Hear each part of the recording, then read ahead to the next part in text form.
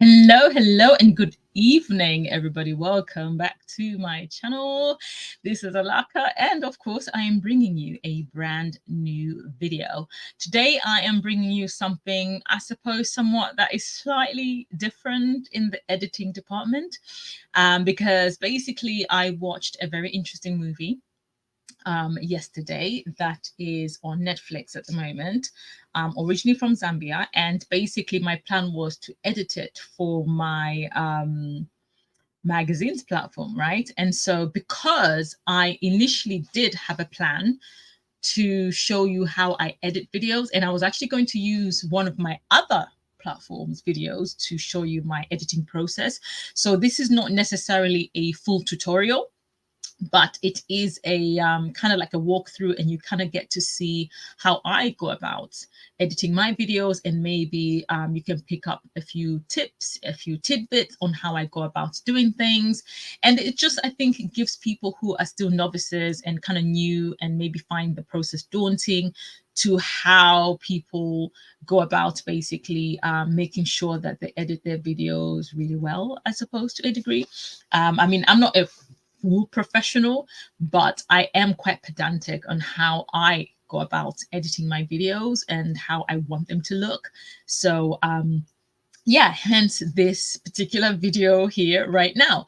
And so we are basically going to be going through the steps of how I'm editing a review that I did on the film, which I definitely highly recommend that you do go ahead and watch. It's called Can They See Us on Netflix. And basically, I do a non-camera review. So I am doing a voiceover review where I'm going to be placing, initially I wanted to place footage, but to be on the safe side and to avoid any copyright situation, I figured that I recorded like some screens, some clips from the film.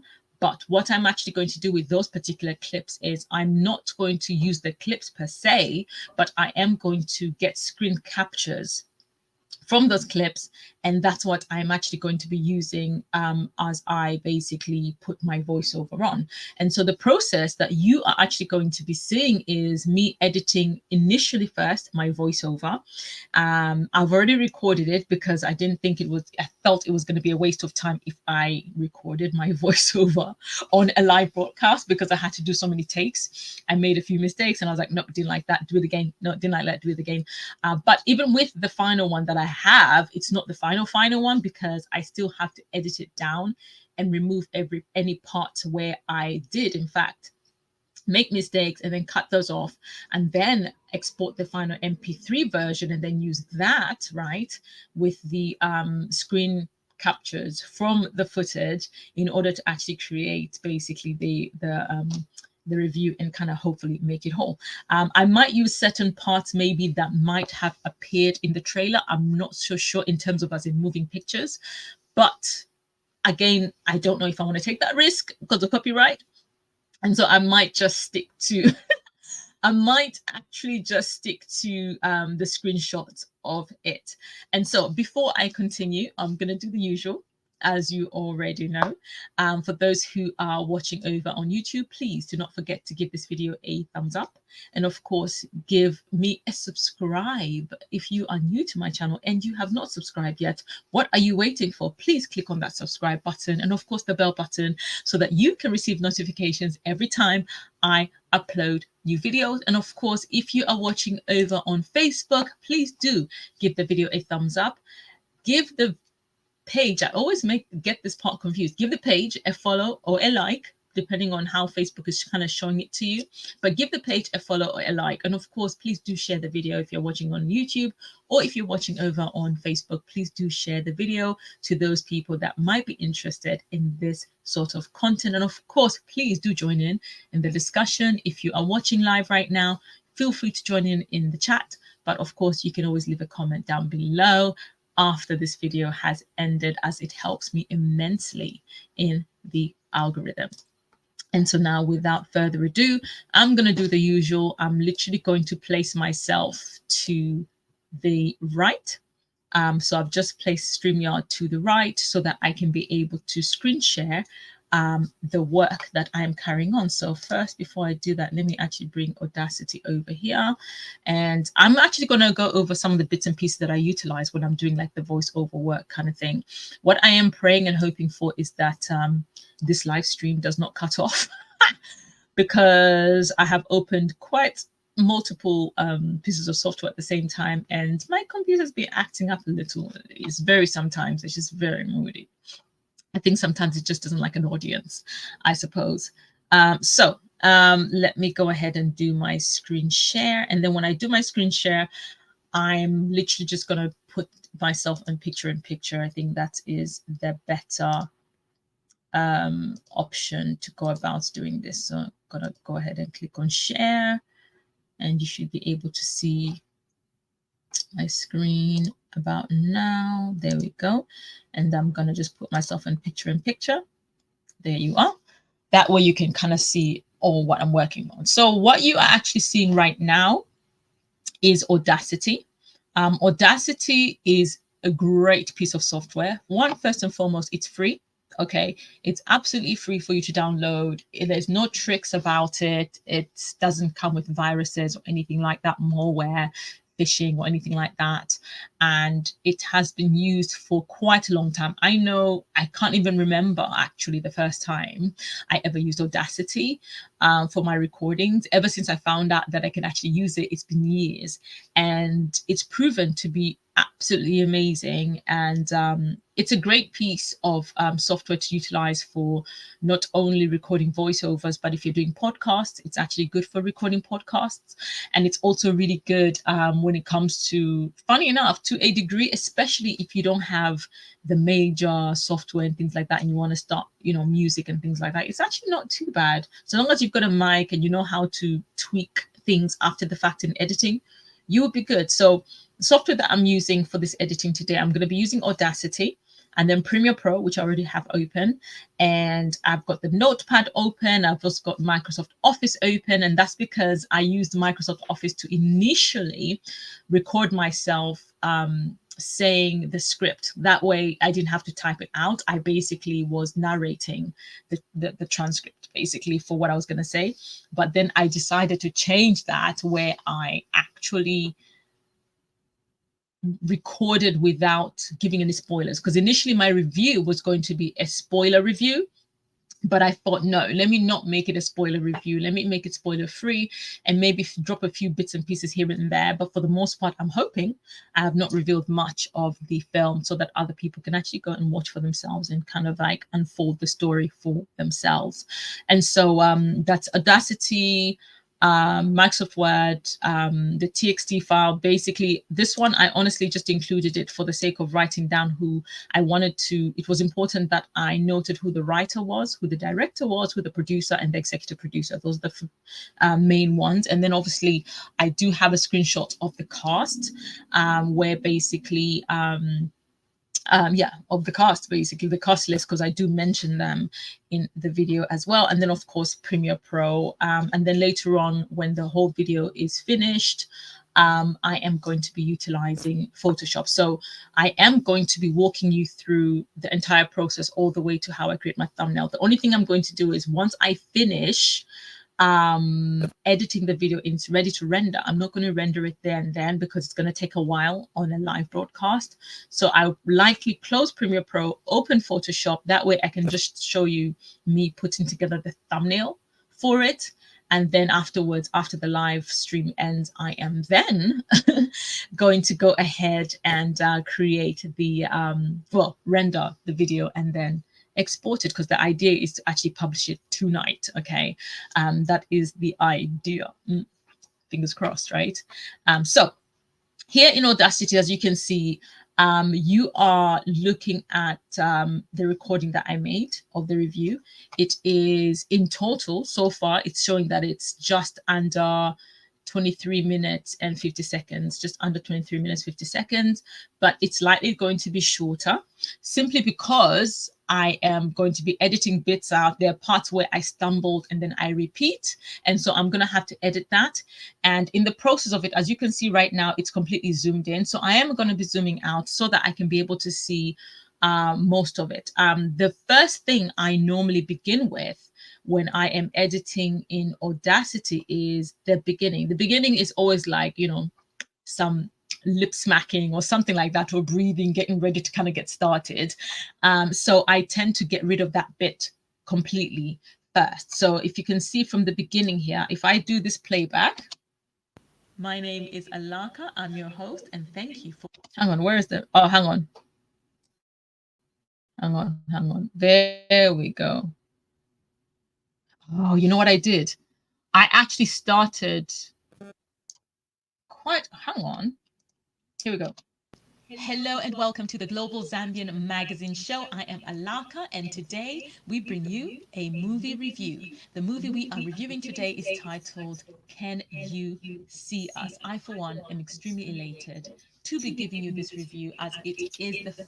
Okay, so that time the part that I actually played was towards the end. I was a little bit confused. It's like, how am I starting with I'm Elaka? That's not how I normally start. So this is actually the very beginning. So let's play that again. Hello and welcome to... Okay, so from the hello, this part there, I'm literally gonna just highlight that, get rid of that, delete. I literally just press the delete button. It's really, really easy, honestly, when it comes to using Audacity. So I'm going to play that back again. And welcome to the and I'm literally going to have to, unfortunately, play back the whole thing. And today we bring you a movie review. I'm just going to pause there for a second. So basically, as I am playing back and listening every time, and if I hear any part where I've stumbled, etc., that sort of thing, what I tend to do is, whilst it's within that area, I actually click within that area and then I press the space bar to stop it. That way I can continue where I left off. Because with Audacity, if you do not utilize the cursor to kind of click within the area that you want it to stop, it will start you right from the beginning. So let's say, for example, you've been listening playback of like 10 minutes worth of footage of audio, and you found a spot that you need to edit out, and you just go ahead and press the space bar. It's going to take you right to the beginning of those 10 minutes. And so I tend to kind of like just click within that section where I've just noticed the error, and then I press the space bar to stop it. That way it will begin from that section that I stopped it. So this is how... Hello and welcome to the Global Zambian Magazine Show. I am Elaka, and today we bring you a movie review. The movie we are reviewing today is titled Can You See Us? I, for one, am extremely elated to be giving you this review, as it is the first ever Zambian feature-length film with a fully Zambian cast that has been enlisted on Netflix. So, ladies and gentlemen, what you are witnessing with this film is actually history in the making. And so, okay, that part I was able to kind of press spacebar without going back, simply because I knew exactly where I needed to go back. So in this part, I say, had I started to press play again, it would have taken me back to the beginning. So here, it's going to start from the line where I actually clicked in. And so, with that said, see that I want to get rid of the part where I said "and so," because it's really not necessary. So I'm literally just going to drag across there, and then I'm going to click on delete. Okay, and then let's go back. The making. With that said, the movie is actually... So if I do playback from, let's say, from here, in the making. With that said, the movie is actually written by Lawrence Thompson. It's directed by Kenny Rockmumba and produced by Yasmin Dodia and executive produced by Lawrence Thompson. Some of the... Okay, there I had a bit of a delay. So what I actually want to do slightly here is that I noticed something. How did I pronounce his name? It's actually written by Lawrence Thompson. Okay, the actually is not necessary, so I'm going to remove that. Written by... Because like actually is kind of like, okay. It's actually written by... So actually starts from there. I just is written by is what I'm going for. Written by. So right there. And actually, so we're going to get rid of that section because we really don't need that. Because sometimes when you are narrating things, you find that you get a little bit too wordy. And so the basis of doing a voiceover type of thing is to remove any other words within your sentences that you don't need. The movie is written by... Oh, wait. You hear that? There was like a written by. Is written by... Wait, let's play that again. Come on. The movie is written... Okay. There is something that kind of pauses because of the section that I just edited and removed. So what I'm actually going to do is I am going to zoom in so that I can actually find that section and actually get rid of it. The movie is written by... Movie is written by... I don't know, is it? Movie is written by Lawrence Thompson. Written... So I feel like maybe I need to make that... Let me see. I'll do like undo if it is written by... That sounds more fluid. Movie is written by... Yes. So that's what I was picking up. It wasn't sounding fluid enough for me. And so I had to kind of like track that back down and then, you know. So now let's go back to where... Movie is written by Lawrence Thompson. It's directed by Kenny Rockmumba and produced by Yasmin Dodia and executive produced by Lawrence Thompson. Some of the main... Okay, so here the pause is a little bit too long. So I'm going to just highlight that bit, get rid of it, and then carry on. Thompson. Some of the main cast are played by... Okay, here I basically I thought... Sorry.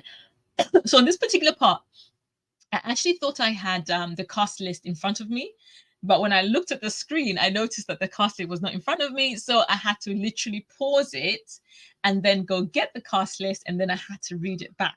And so that's why you see this massive pause here. So I also need to just check. Some of the main cast are... See, there's too much of a pause. So I'm going to zoom in on that again as well.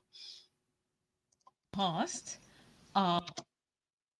It's supposed to be literally cast are. Why such a big pause? Not necessary. So let's delete that. Cast are played by... Let me see what I say after that. The main cast in the film are... So I rephrase. So here, some of the main cast are played by... So here, I actually... Thompson. This is the end of that one, which means I can get rid of this entire thing because I literally, when I started recording again, I rephrased what I said. So I don't need that. And let's hear that back. The main cast in the film are Thabo Kamba, who plays young Joseph, Kango Chileshe, who plays Kennedy, Joseph's father, Ruth Jule, who plays Chama, Joseph's mother, Kondwani Elliott Zulu, who plays Martin, who is later the other half of Chama, and George Sikazwe, who is the play...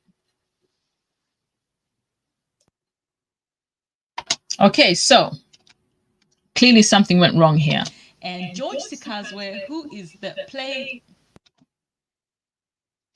And George Sikazwe, who is the play... So clearly here, there was an error where I mentioned George Sikazwe. So let's find out what I say here. The main cast are Thabo Kamba, who plays young Joseph.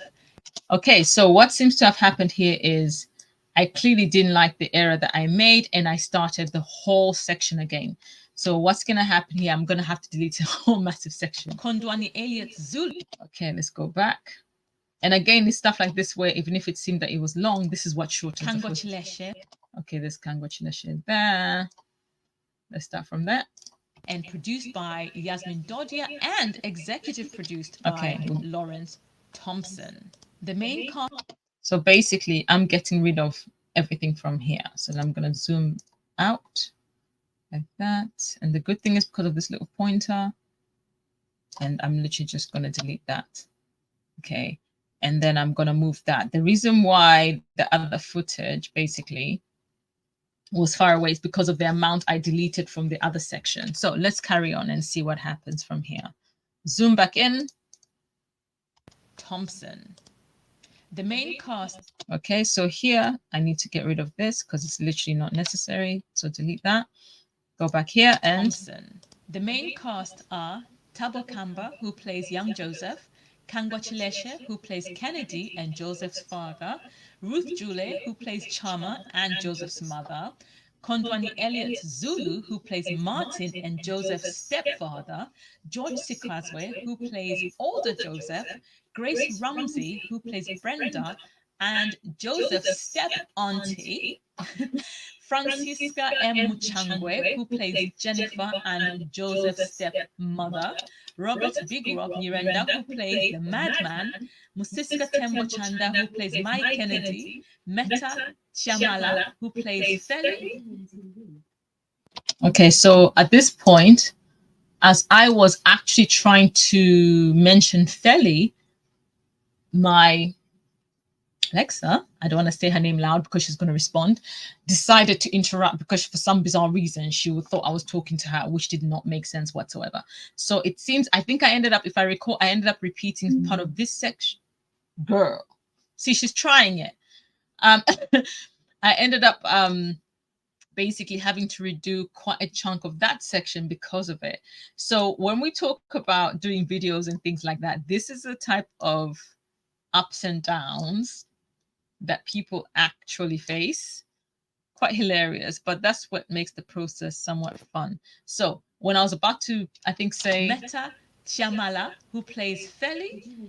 Okay, Meta Chiamala, who plays Feli. Here we go. Mosiska Tembo Chanda, who plays Mike Kennedy. For those who don't know what that means Kennedy's mom. Okay, so I literally took myself back to mentioning Kennedy's mom. And so now, in order to kind of match it through, I have to go back to the section where I mentioned Kennedy's mom in the cast list. Francisca M. Muchangwe. Okay, that's there. Okay. Yeah. Francisca M. Muchangwe, who plays Jennifer and Joseph's stepmother. Robert Big Rob Nyirenda, who plays the madman. Musiska Tembo Chanda, who plays Mike Kennedy. So it's from here, because that's where I begin from on the other part. So I literally just have to highlight. So it's a lot of highlighting and deleting. So obviously we've not reached the fun part yet, but this is quite an important aspect, especially when you're editing audio. And it also gives you an opportunity, if you find that maybe you breathed a little bit too heavily, this is your chance to kind of like zoom right in and delete that heavy breathing.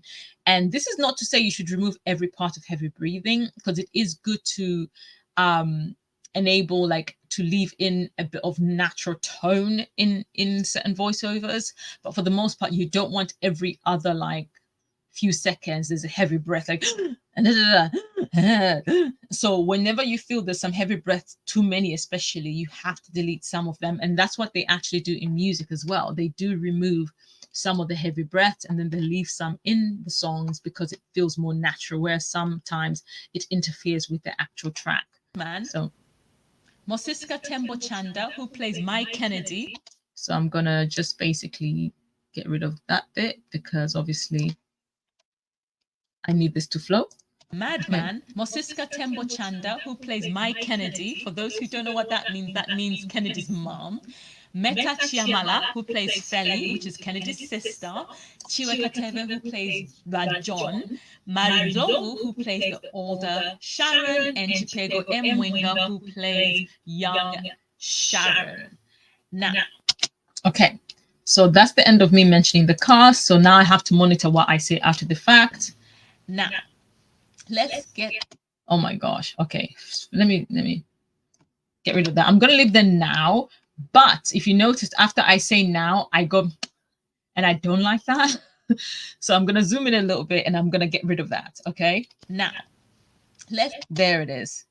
It's literally right here. You can even see it when you zoom in. And that's the advantage of zooming in, because you get to see little, any fluctuations within the sound. You get to find the sections. Let's get right into this interesting film. Okay. I feel like I sounded a little. Now, let's get right into this interesting film. Okay, I'm actually going to move the word interesting, not because I don't think the film is interesting, but I feel like I was just being too verbose in my wording there. So let's see. To this. Okay, because I feel like I'm speaking a little. This. For me, to be honest. Whoa. Into this. For me. Okay, I removed the word film. So let's find the word film so we don't cut it out by accident. Film. Okay, so it's from here. Delete that. This film. That's it. So I'm gonna take that space out there and then a little bit of there. Just remove some of the gaps that I don't need. Okay, let's hear that. This film. For me, to be honest. Okay. For me, to be honest, what I do love. I'm gonna remove the for me. Okay, because I feel it's not necessary. So to be honest. I'm literally gonna start from to be honest. So just cover that, delete, and then here play. To be honest, what I do love. Let me hear back because it has to sound natural. This film. To be honest, what I do love. Okay, then from what I'm gathering. To be honest, what I. Okay, I don't even need the to be honest. I just have to say what I gather from the film. Okay, so what I do love. Playback film. What I do love about this film. Oh my gosh, why did I have that massive pause? About this do love. Here we go. Remove that. Love about this film is that as well. Carry on. That it touches on a subject matter that I think is very important. Okay, there's too much of a massive gap there. Important. It is basically a subject of stigma, right? As it touches on various aspects of life, one of them being albinism. I can't speak for the rest. Okay, there I said I can speak, and then I corrected myself and say I can't speak because that's what I was trying to say. So I need to be able to remove the part that I say I can speak. I can speak. I can speak. I can't speak for the. There we go. So all this has to go, and I'll bring it all the way there. I can't speak for the rest of the world, but in Zambia and possibly other African countries, having an albino child has for many years been perceived as an abomination. This is a result of ignorance and a lack of education on the matter. Thankfully, due to the advancements in technology and science, more and more people have become educated on the subject matter. However, there is still quite a large population that perceive albinism as somewhat of a taboo, and therefore there are people out there who fear people with albinism, especially due to the fact that it is not a common skin condition and it is very rare for people to come across other individuals who have albinism. Therefore, combine that ignorance and not having ever met anybody in order to understand that that is a human being, right? It affects people's reactions, and it has also fueled myths as to what a person. Right, myths. I think there's too much for gap there, so I'm going to get rid of that. As to what a person who's got albinism really is. And so for me, that's kind of like how I feel about. Okay, there I literally give a massive and I don't need that in the footage. Lawrence basically going on this journey. Okay, so I don't need this. Literally, that has to go. Lawrence basically going on this. Okay, so the basically has to go as well. Basically going on this journey and deciding. So going on this journey. Okay, so this part and all the way here. Could say Lawrence, it has to literally just say Lawrence going on this journey. Going on this journey and deciding to touch on the subject, and I'm grateful that they were able to. Grateful that. Okay, this gap there has to go as well. Because remember, not only am I editing out unnecessary bits, but I'm also trying to shorten the footage because this voiceover does determine how long the video itself is going to be. Grateful that they were able to touch on the subject because I think it is one of many subjects that needs to be spoken about. It is a subject that. And another a subject. See, that is literally, I don't even know how the takes out, so is higher in decibels than the actual wording. It's so bizarre. Okay, let's delete that section. There we go. is a subject that more people need to be more educated about. And so, because if we do not educate people in subject matters like this, they will stay. Okay, like this, the gap is a little bit too much, so let's hear it. They will stay ignorant and they will stay fearing the things that they do not understand. Now, getting right in. Okay, and I'm gonna, because I do them again, honestly, terrible habit. Now, getting right into the movie itself, I'm going to try and see if I can whiz through it without providing any spoilers, because initially I was going to do a spoiler review, but I thought about it. I thought, no, I actually don't really want to do that.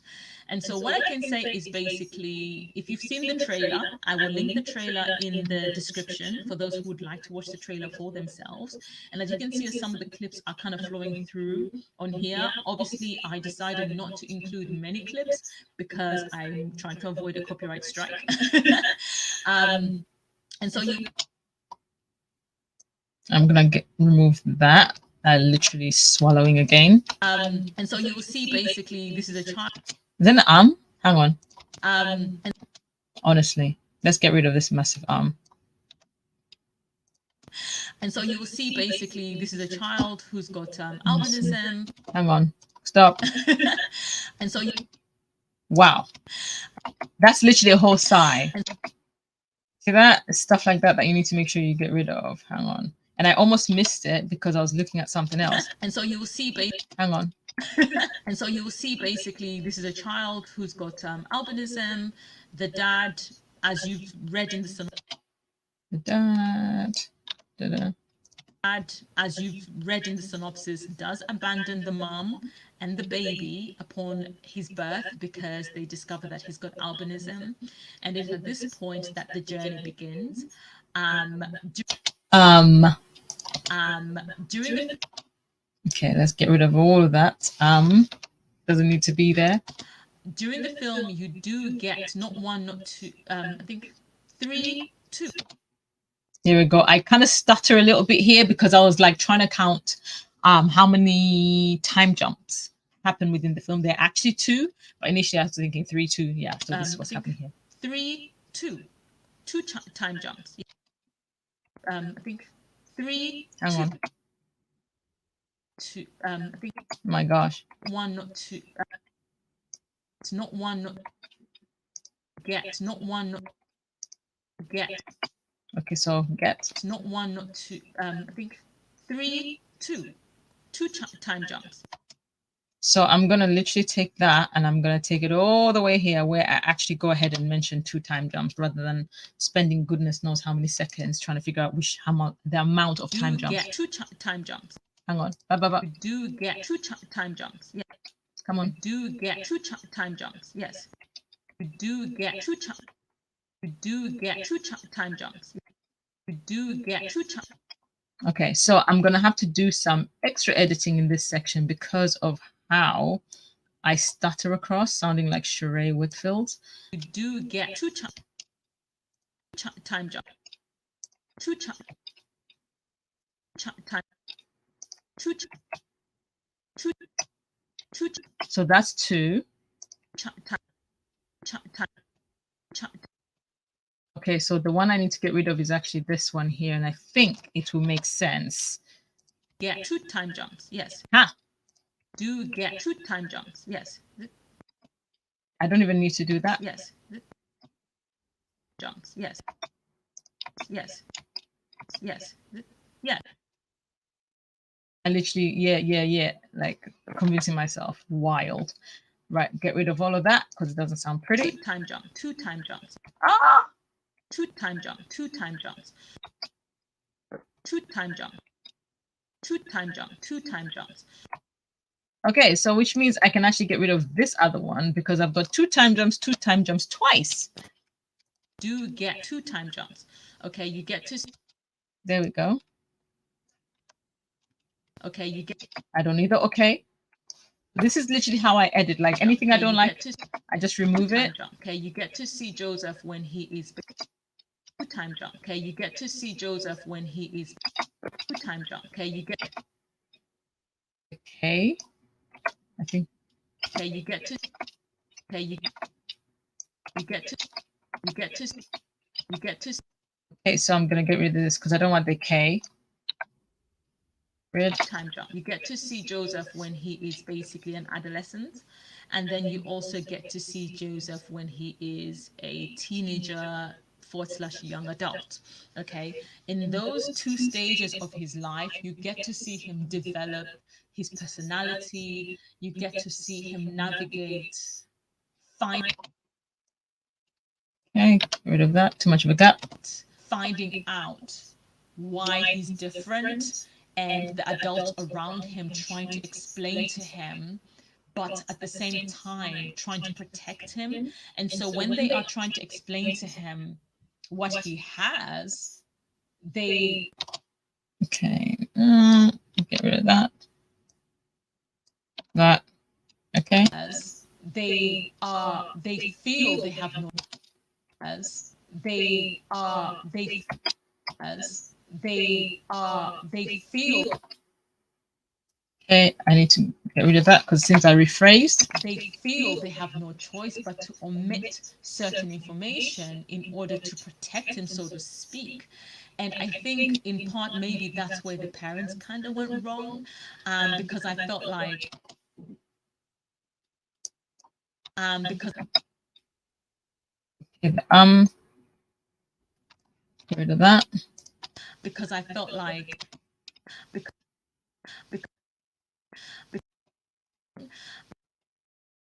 that I don't want that.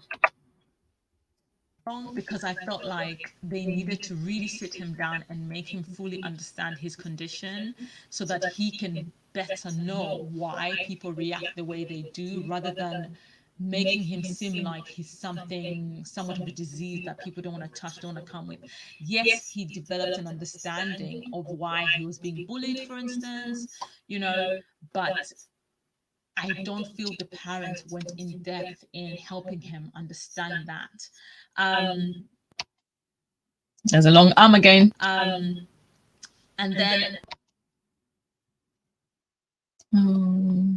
let's get rid of all of this. Okay, let's hear it. And then if we look into, and then if, okay, and then, okay, so I'm going to get rid of this and then, honestly. If we look into when he grows into an adult, if truth be told, we do spend a lot of time. Let's go with the again.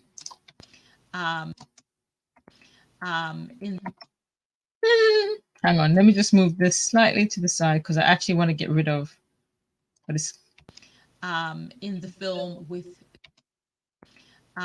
in the film. Okay, so we need that bit there all the way to here. Get rid of that. Carry on. In the film with the adolescent version of Joseph, and therefore we get to go through leaps and bounds with him. I must admit. Did I do another honestly? I must admit. Oh, that's a massive that has to go. Let's delete that.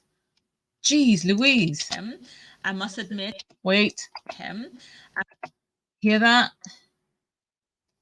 Remember I mentioned about the breathing, so let's get rid of that. It's too much. I must admit, I did basically pull my. Okay, let me. I make a lot of pauses in it. I did basically pull my eyes out because it is quite a touching story. I do like the premise of the story, and I do like the direction that they were trying to take the story. Okay, let's get rid of all of this. Like literally. And I do love that about it. What? Ooh, another gap. Literally. What I think initially. Okay, let's see. It seems I rephrase. Okay, so this is another good thing about being able to do your voiceover in Audacity before you even take it to Premiere Pro. Because even if you can, first of all, do your voiceover directly in Premiere Pro, I kind of feel like because Premiere Pro is so much more heavy software wise, The way I'm going through this really quickly, pressing the space bar, cutting off something, and then continuing, that sort of thing, you can't really do it with the level of finesse that you would in Premiere Pro as you would in Audacity. So I would definitely highly recommend that you use Audacity to do your voiceover and then take it over as an MP3 in Premiere Pro. And then if there's anything else that you need to maybe edit, like the bass and echoing and things like that, fine, you can go ahead and add that in Premiere Pro. But my recommendation, my strong recommendation, is do your voiceover first in Audacity and then do the editing in Audacity. That way you kind of fine tune as much as you possibly can, because the good thing about Audacity is you see the effects panel. It's got a lot of things: fading, pitch and tempo, equalizer, noise removal and repair, delay and reverb, distortion and modulation. It's got other special things like invert, repeat, reverse, truncate, silence, spectral tools, So there is quite a lot that you can be able to actually do to your audio editing in Audacity before you take it into Premiere Pro. And the reason why I prefer it to do this way, because once I add it in Premiere Pro, like I said, because it's a much more heavier piece of software, it does take up a lot more RAM. And when software takes up a lot more RAM, especially when you're trying to preview things, sometimes it just goes completely bonkers. And sometimes I feel like it's a lot more slower, so it's harder to track. And you find that it sometimes does this thing where there's like a delay where you can't kind of follow the tempo of the audio in real time, whereas Audacity allows me to actually do that. And also there's no distraction, right, of the entire workspace. Premiere Pro has got like the screen, it's got the workspace on the right, it's got the workspace on the left, it's got the workspace at the bottom. And yes, you can kind of stretch it out and kind of bring the audio wide, but I feel like working with it in Audacity, where the audio is your only focus, is actually better, because I can really, really zoom in, find all the little bits that I don't like, that I don't need within the audio, get rid of it, fine tune anything else. Even if I have to even maximize the volume, etc., I can do that. Although when it comes to Audacity and volume wise, unless my volume was really, really low, I do tend to increase the volume in Premiere Pro. That way I get to kind of like marry it with any music. If I'm adding any music to the background, that sort of thing, I get to kind of like tweak the sound of the audio as well as the music and match it so that it kind of like, is viable for when I actually export it. So yeah, so let's carry on, because we're 6 minutes in. It's like a 20-something minute video and audio about it. What I think initially I was going to wait. Okay, I said I rephrased here, right? About it. What I think initially I was going to say, I'm going to just okay about it. So the what I think is not necessary because I rephrased. What I think initially I was. There we go. So I don't need this. So I can literally, and that's a good thing. Audacity literally makes it so much easier because I can literally just do this, delete that, and I continue. Whereas if I was using Premiere Pro, I'd have to use the cut tool, literally cut that bit out and then bring that other audio in, which I don't have to do here in Audacity. The only thing that you've seen me when I'm bringing the audio in is because of when I initially recorded, right? I started and I stopped and I started and I stopped. And so what Audacity in fact did was, even if it recorded on the same timeline, it sectioned its section, no pun intended, it sectioned each section as I recorded. I stopped and recorded and I stopped and recorded. So that's why you find that. But even then, it's just an easy drag. But this is definitely works out a lot easier. Initially, I was going to say I'm going to just do all the pros and then I'm going to say the cons later on. But I feel like I kind of need to mix it in a little bit. I kind of feel like. Okay, so I think I literally go into the movie now. Delete that. A bit. I kind of feel like. Okay, okay, I'll keep it because it will sound weird. I kind of feel like that's not how I speak. So let's whilst I was enjoying the story, at the same time I kind of felt like there were parts that were lacking. And by that I mean there were certain parts of the story that I felt needed to be more fleshed out. There I go with them, as though I've got a like I've literally got a phantom sweet in my mouth. Out. Ridiculous. For instance, where see that massive gap? Hang on. Oh, don't lose where you are. Where are we? Oh snap! Hang on. Let me do this. Okay, there we go. For instance,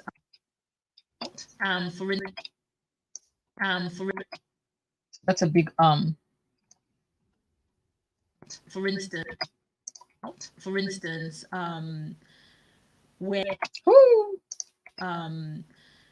when wow, that's literally a whole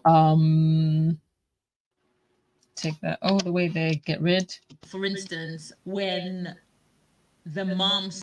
Okay, I think I was thinking here. That's why you are seeing what you're seeing right now. When the mom suddenly. And I think here what was happening is the reason why I probably slowed down was because I was trying to give feedback and then I was trying not to give out much of the film at the same time. I was trying to stay spoiler free. The mom suddenly found. Okay, so there. Boom. There we go. Mom suddenly found herself in her new environment. Okay, that's all I'm gonna explain because I don't want to give out what happens when the mom finds. I stumbled there. I don't know if you managed to catch that. Wait. Mom suddenly found herself in her new environment. Okay, so I'm gonna start from there. That way, when I have to. Okay, that's all I'm gonna explain because I don't want to give out what happens when the mom. Here, it's here. When the mom. When the mom. When the mom. Yeah, I don't know why I stumbled over this word, but that one was not supposed to be there. When the mom finds herself to be. When the mom. When the mom. The mom. The mom. When the mom. Hang on. The mom. Let me see if I get rid of this bit. I want to see what happens. When the mom finds. When the mom finds. So the two words kind of intertwined. That's why it was sounding funny. So I've managed to get rid of that bit. Herself to be in the new environment. The new environment, girl. When the mom finds herself to be in. When the mom finds herself to be in the new. Be in new in. To be in new. To be in. To be in new in the new. In new in the. In new in the. Okay, so we're getting rid of this up to there. To be in the new environment. Okay. To be in the new environment. No. Self to be in the new environment. Okay, that makes more sense. Then get rid of that. Carry on. I feel the audiences. The audiences. There's no such thing as audiences. Audience. So I'm hoping I rephrased. I feel the audiences were forced to. I said audiences instead of audience. I feel the audiences were forced to. Should I say the audience? Uh-huh. Come on, girl. What language are you speaking? Let me zoom out. I feel the audience. The audience. Where do I start? What's audience? The audiences were forced to, should I say the audience, was forced to. The audiences were forced to, should I say the audience? Okay. The audience. The audience. Was someone trying to call me? I think someone's trying to. Oh, my phone has just put me on a. I was wondering what was going on with my phone. Something just popped up. It's literally it's supposed to be my bedtime right now, so my phone is literally gone black and white. But let's carry on. I feel the audiences were forced to. Should I say the audience? I'm actually gonna leave that in because if I cut that bit out and I leave the person, the audience, it won't make sense why I'm emphasizing audience like that. So it's okay that they actually. The audience who are going to be hearing this, it's okay for them to actually hear me correct myself. It's actually okay to leave certain things in. I feel the audiences were forced to, should I say the audience, was forced to kind of figure it out for themselves. It would have been nice, especially when the time jumps occur. Okay, there we go. Her to literally indicate that it's been X amount of years. You know what I mean? Okay. You know what I mean? So that we can kind of understand, what happened. Okay, I'm going to take it back a little bit and hang on. so that we can kind of understand, what and I don't want the what understand what happens. And I think maybe in the dialogue,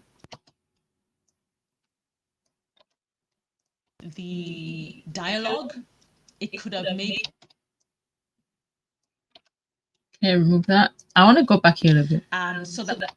Okay. So. You know what I mean? So that years. You know what I mean? You know what I mean? You know what I mean? Yeah, I want that gone. I was not happy with that. Of years. So that we can. And the has to go too. So that we can kind of. Okay, get rid of it from here. Years, so that we can kind of understand what happened.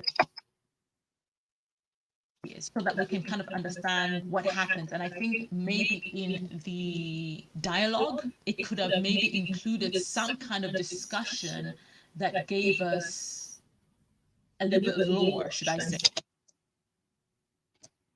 I know I say a little bit lore, a little bit too quickly, but I'm going to leave it. A little bit lore, should I say, of what happened in between that period of time, rather than going, oh, and trying to put two and two together, because remember, we were focused, me as an audience, I was focused on Joseph and figuring out, okay, he basically is kind of trying to figure things out on who he is and why his skin condition makes him different, or why he is different as an individual, and why his parents were so overtly protective towards him. He was struggling with that, as any child would, right? And so I felt they needed to be a lot more fleshed out dialogue to help us understand that, because in as much as we were provided with beautiful scenery, I felt it's. Let me remove that, because that's a. And that a little bit as well. Scenery, I felt it still didn't provide much dialogue wise. I kind of felt in some parts of the dialogue it was a little. There was an that I heard there, but I'm actually going to leave that one behind. A little bit too simplistic. For instance. Okay, there. Carry on. For instance, one of my favorite. Okay, let me. For instance, one of my favorite characters was actually Auntie Brenda. Auntie Brenda, who is played by the amazing Grace Ramsey. And I think, can I just say, I think Grace Ramsey is a very under. Okay, I do quite a few times here, so let's go back. Played by there we go. One. By the amazing hang on. Played by the amazing. Okay, I think I forgot the, so let me go back and find the. The amazing. Okay, so it's from there. So let me get rid of that. By the amazing. Hang on. By the amazing Grace. Grace. Another get rid of that. Let's hear the by the amazing Grace Ramsey, and I think. That. Delete. There we go. Ramsey. And I think, can I just say, I think Grace Ramsey is a very underrated actress in Zambia.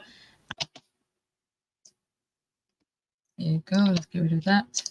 Actress in Zambia, and I feel she should be offered more and bigger roles. More and bigger roles. In the acting industry in Zambia, because I think she's extremely underrated, and so I got on a little bit of a tangent about an actress here, but that's fine. And I've seen her for years, consistently working, and I just want to see more from her. It would be nice to see her more and more on the big screen. And I think if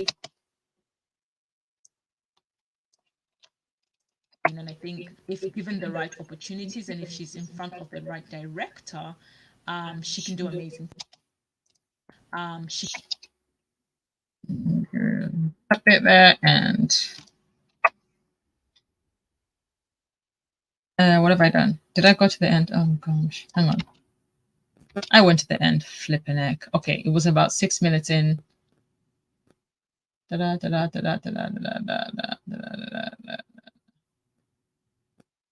minutes, 7 minutes. Hang on. It to be a lot more fleshed out dialogue to help us understand that, because in as much as we were provided with beautiful scenes. Okay, so maybe a little bit further up. In some parts of the dialogue, it was a little bit too simplistic. For instance, okay, I've gone past that. Let's move here on the big screen, and I think if given the right opportunities and if she's in front of the right director,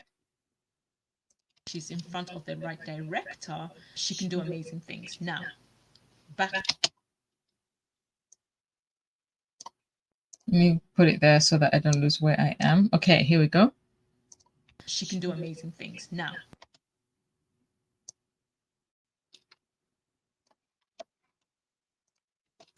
back to what I was about to say about Auntie Brenda. I loved Auntie Brenda's relationship.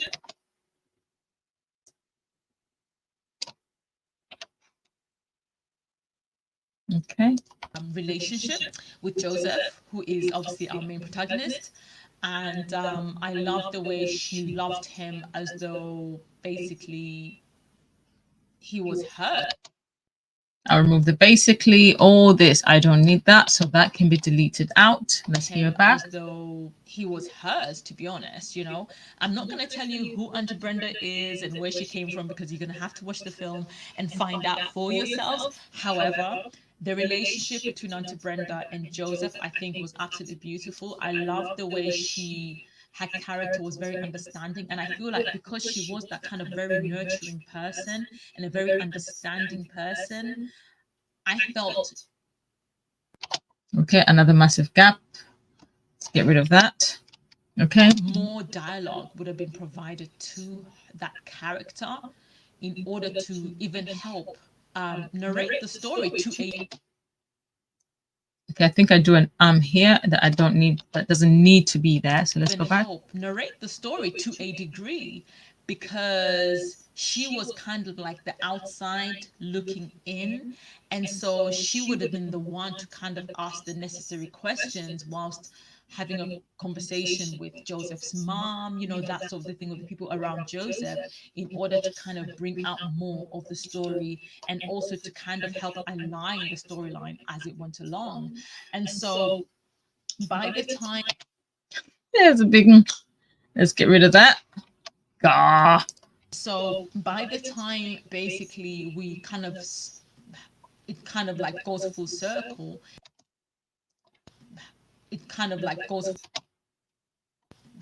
it kind of, okay, so the it goes there. Let's get rid of this. It kind of like goes full, it kind of huh? We kind of, it kind of like goes, we kind of, it kind of like, we kind of, we kind of, it kind of like, hang on. Basically, we kind of, okay, the basically can go too. Time basically we kind of, it kind of like goes full circle. Okay, so basically we kind of, it kind of like goes, okay, so this all the way to here, I think has to go, because I kind of like stumbled there. Kind of like goes full, okay, so let's hear from here. By the time kind of like goes full circle, where we get to encounter Joseph circle, where this, the breathing can go, where we get to, from here that can go to, okay, we're halfway through, to encounter Joseph's father once again. I feel again the can go too. I swear I hate it. I hate having so many in the audio. It's so tedious. I feel again within that part, it could have been fleshed. Okay, again, there was an unnecessary pause. It could have been fleshed out. Even the situation that happened with his mother. Okay. Again, I'm not gonna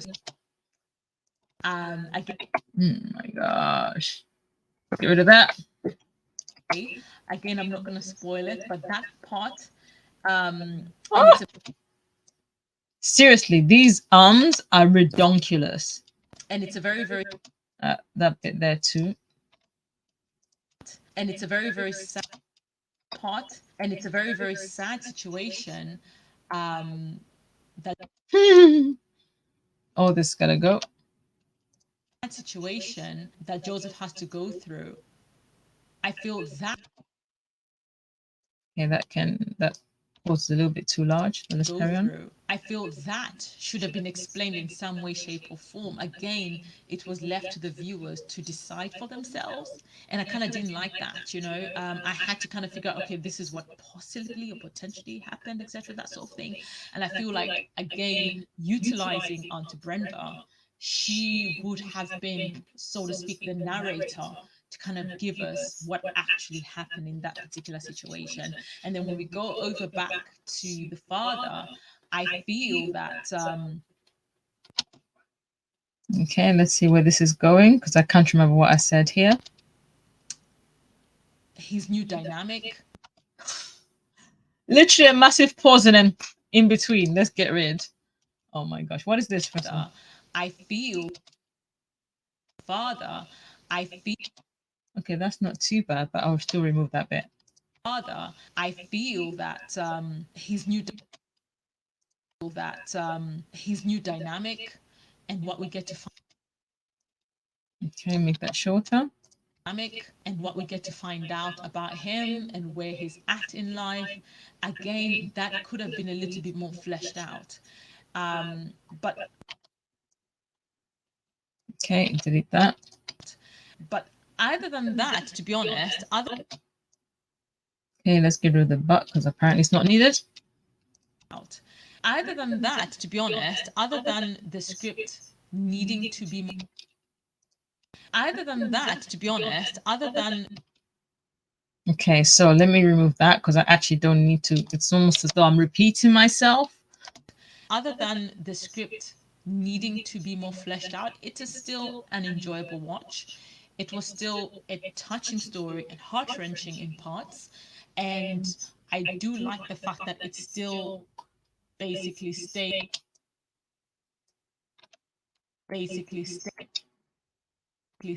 on okay, I'm going to remove that because I don't need the word basically. Still stayed on task, which was focusing on the Mwali. Okay. On the Mwali, which is the albino, and having people understand, you know, that even if he had the skin condition, he was still a human being with. Okay, the width dragged on for a little bit too long. Abilities just like anybody else, right? To pursue life just like anybody else, to live a life just like anybody else. One thing I did not like really, really did not like was okay, the career path that they chose for Joseph, because I found that to be a little bit cliche. Okay, here you go with the let's get rid of it all the way here. Because I'm going to get rid of some of this as well whilst I'm at it. Because I found that to be a little bit cliche. I wish Joseph would have been given a different career path. Let's get rid of this. Carry on. Because of the simple fact that that particular career path,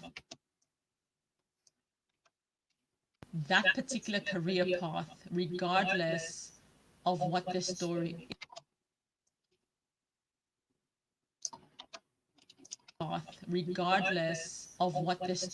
is, if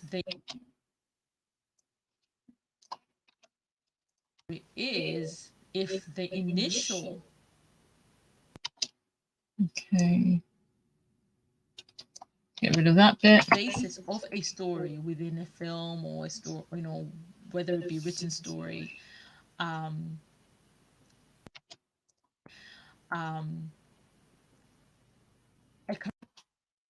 Literally. Oh my goodness. Delete that. Let's carry on. Be written story. A career path in that particular industry is always one that is easily utilized to say, oh, now you want to be a part of my life. You know what I mean? Because you had to say, oh, now you want to be a part of my life. You know what I mean? Because you had easily heard it from the grapevine. Whereas, had it been a different career path that was not easily basically heard about, basically heard about, easily, let's put it right close to each other so it's not easily heard about. I feel heard about. I feel it would have added more. Feel it would have added more depth in.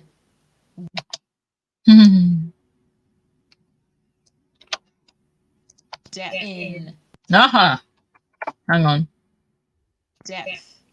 Okay, the depths and it's there. Oh, that was close. Depth in what? Oh, bring that closer. In what ended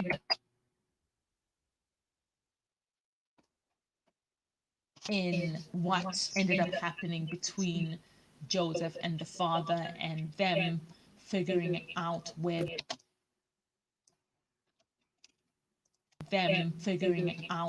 they were at within their relationship later on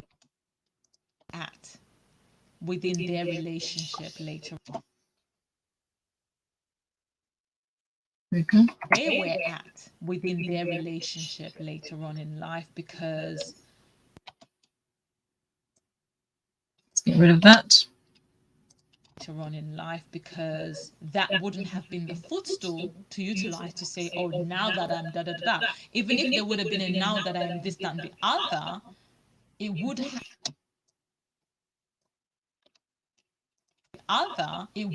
it wouldn't have been so cliche. It wouldn't have been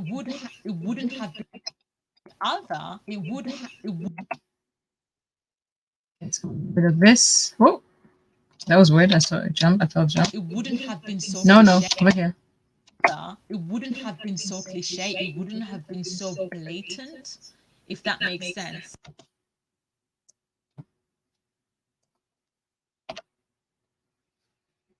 If that makes sense. Okay, there we go with another see what this does this time. I just feel that let's get rid of that. The smack. I just feel that it would have added more depth to Joseph's father, Kennedy. More depth to Joseph's father, Kennedy. Okay, let's bring Joseph's father, Kennedy, as well. Kennedy. It would have added. Bring that back. Yep. Kennedy. It would have added more.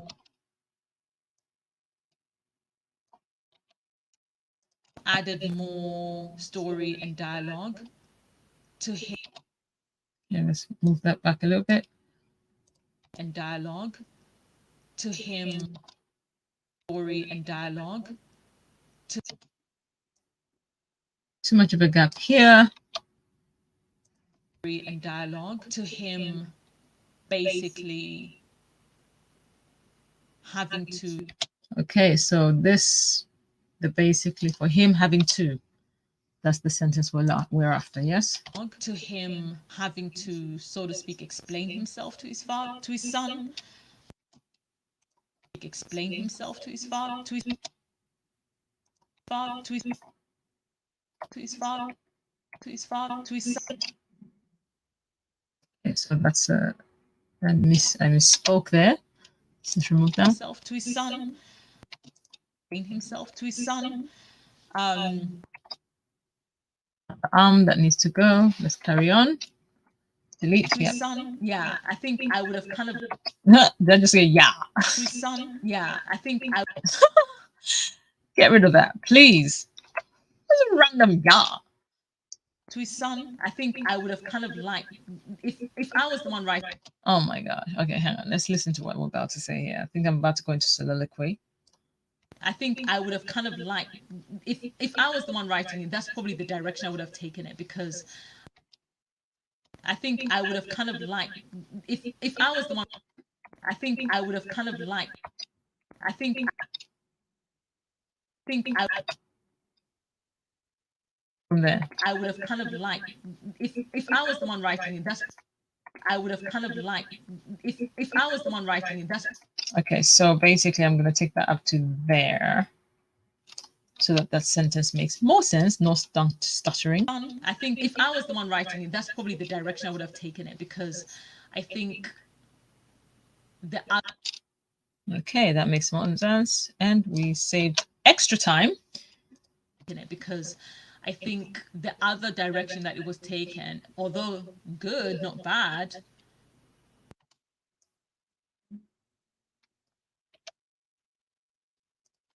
was too cliche for me as a viewer, okay, and as a critic. Okay, there you go. Me as a viewer, okay, and as a critic. Remove the okay. Okay, and as okay, and as a critic. Okay, and as a critic. Okay, so from here backwards here. And as a critic, to be honest. And so to be honest. Whew, deep breath. There, that needs to go. That's way too deep. Get rid of that.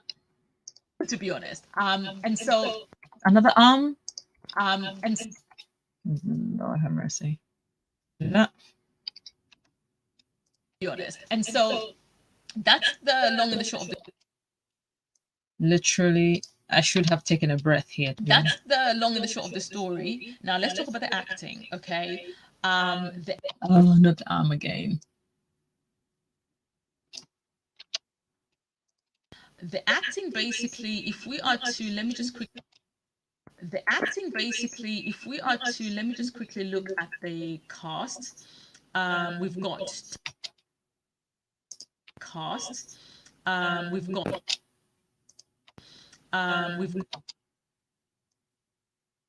Okay, get rid of that. Got Tabo Kamba, who plays young Joseph. And I think who plays young Joseph. And I think if I'm not mistaken, Tabo Kamba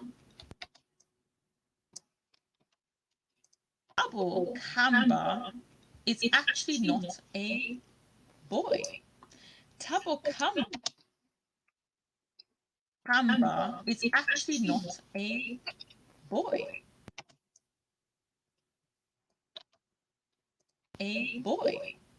Tabo Kamba is boy. Tabo Kamba, it seems, is in fact a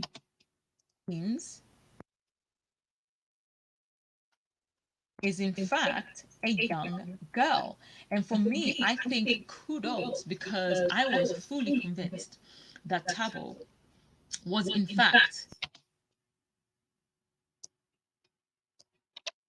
convinced that Tabo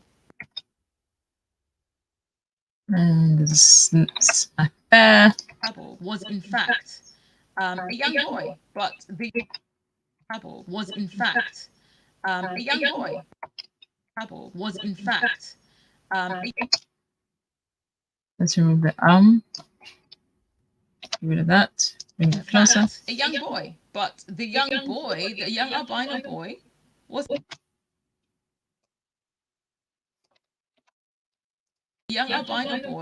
actually played by a young little girl.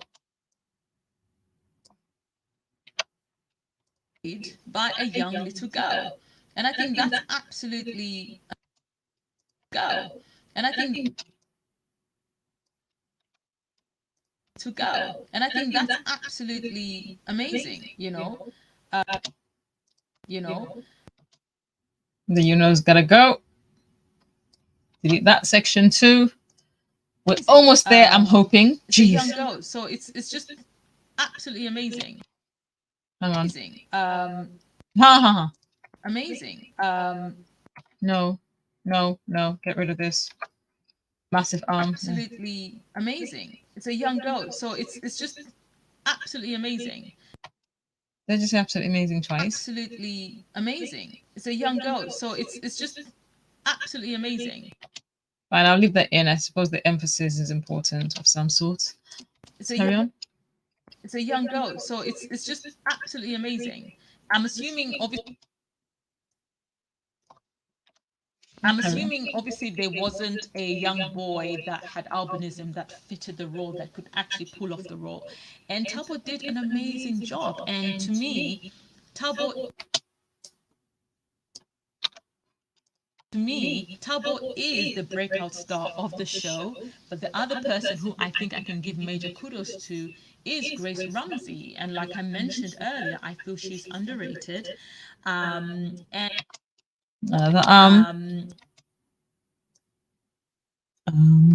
honestly, I need to stop with that.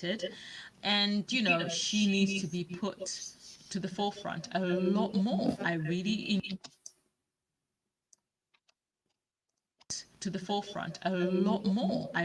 enjoyed her part. I really enjoyed her affection towards the child. Where her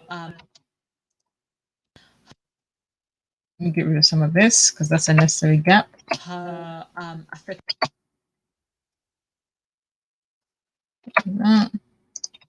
affection towards the child.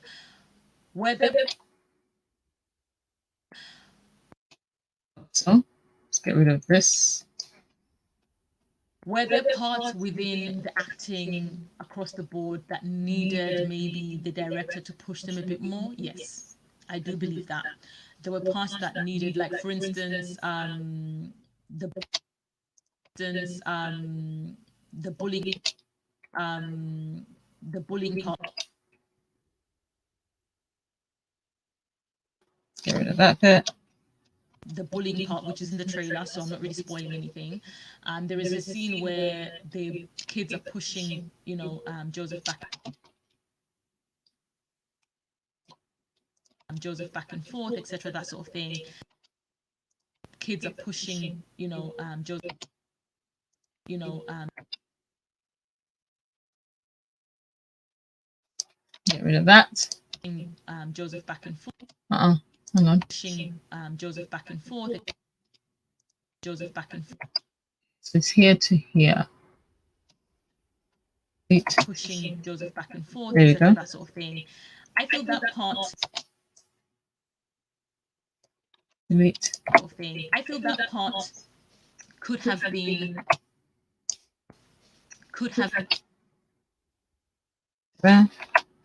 Part could have been.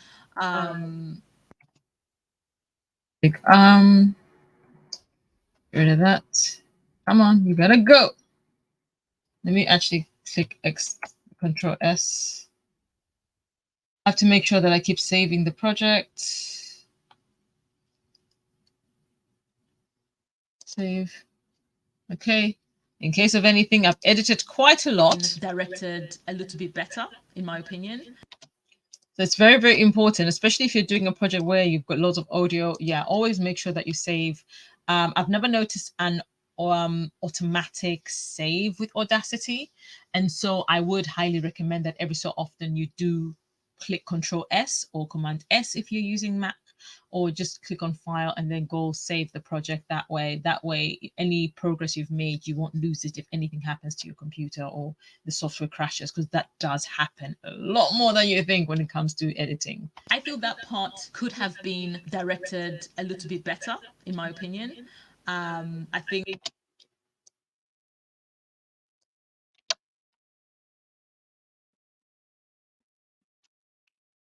There we go. Oh my gosh, I thought it froze me. I think they probably should have done more takes to make it feel more realistic.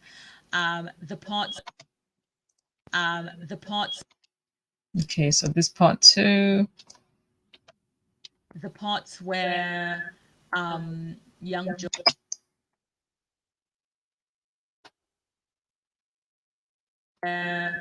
Joseph is basically starting to pursue his career or pursue his passion, so to speak.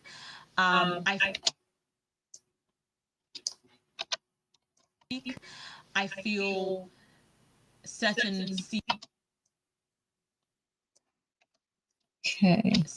scenes should have been shot in a way that does not make it obvious. See. A way that does not make it obvious that he does not fully know how.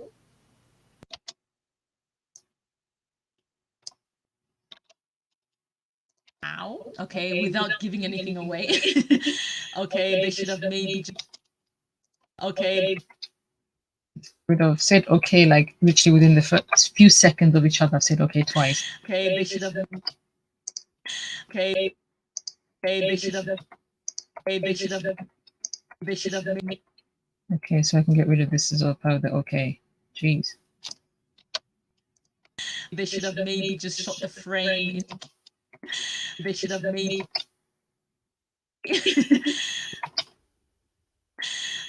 Okay, let's get rid of this because that's a bit of heavy breathing that shouldn't be happening.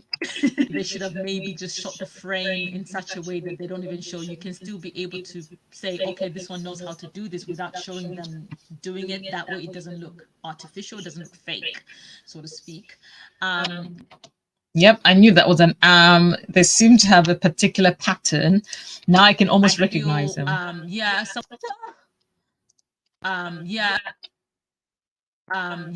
of the child actors Okay, hang on. From some of the child okay, there. Let's get rid of this section. I don't want the yarn. Some of the child actors. Let's hear back. I feel some of the child actors in there needed a little bit more direction, and that there. And that includes Tabo to a degree, but for the most part, honestly, I feel Tabo was very impressive. Across the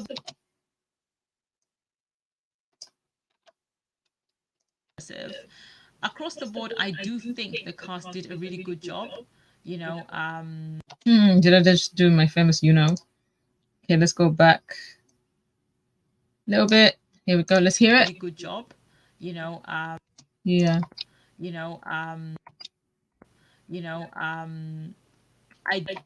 Okay, so all of this from here. Come on. There we go. And all the way to this. That has to go. Really good job. I did like Francisca's. Oh my god, did I just do an just after Okay, let me get rid of this part. Like Francisca's character, the stepmother. I think she played the stepmother really, really well.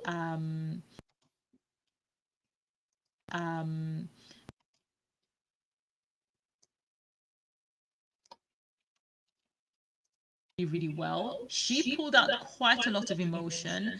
Do I feel the emotion was a little too much? I don't know. Now, here's where I was talking about having the storylines a little bit more fleshed out. Francisca's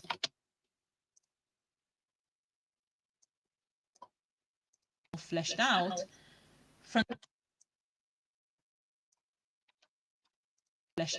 Francisca's reaction, or should we say the mother? What was the mother's name?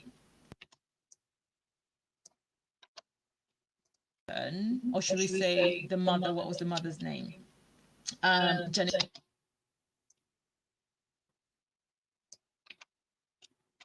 Jennifer. So that can go to Child Ghetto. Mother's name, Jennifer. Jennifer's reaction. Oh my gosh. I literally just want to be over and done with this at this point. This is the thing. Much as I love editing, it gets tedious when you're like, come on, can we finish already? Like now. To basically Literally to basically all of this unnecessary. Let's go. To, how can I say this without spoiling it? Okay, I think this part I kind of just give you. There is a stepmother involved, okay, and her reaction. There we go. Let's delete that. And her reaction to the child and her husband. The initial. Let's see. Let's get rid of this. Let's hear what I'm saying. That's too much for that. Either make that shorter. And her. My first. What's Okay. this? And her. Okay, there's a breathing there that doesn't need to be there. Let's get rid. Okay. And her reaction to the child and her husband. The initial one was okay, but later. Okay, it's not too bad. I'm still gonna delete a bit out. The initial one was okay, but later on it felt a little too emotional, and I feel like. And I feel like I didn't understand it. I didn't understand it. Like it was great. Understand it. Like it was great, right? It was great. It was great to look at, but I did not understand it because. Okay, let's move that. Where's the scene? There we go. There is no backstory. Okay, because there is no backstory as to why she would get that level of emotion. Yes, you can get angry in that type of situation, but not emotional like that. So it didn't fully make sense to me because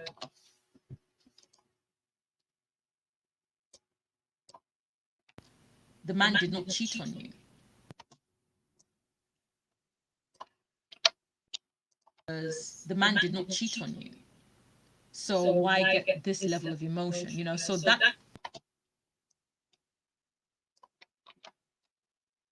Cheat on you. So why get this level of emotion? You know, so that kind of did not compute.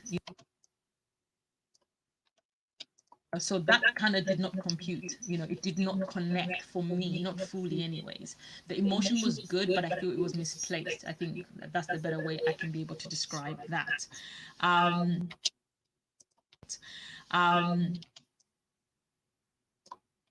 Get rid of that. The dad, Here we go again. Okay. The dad, I think, was great.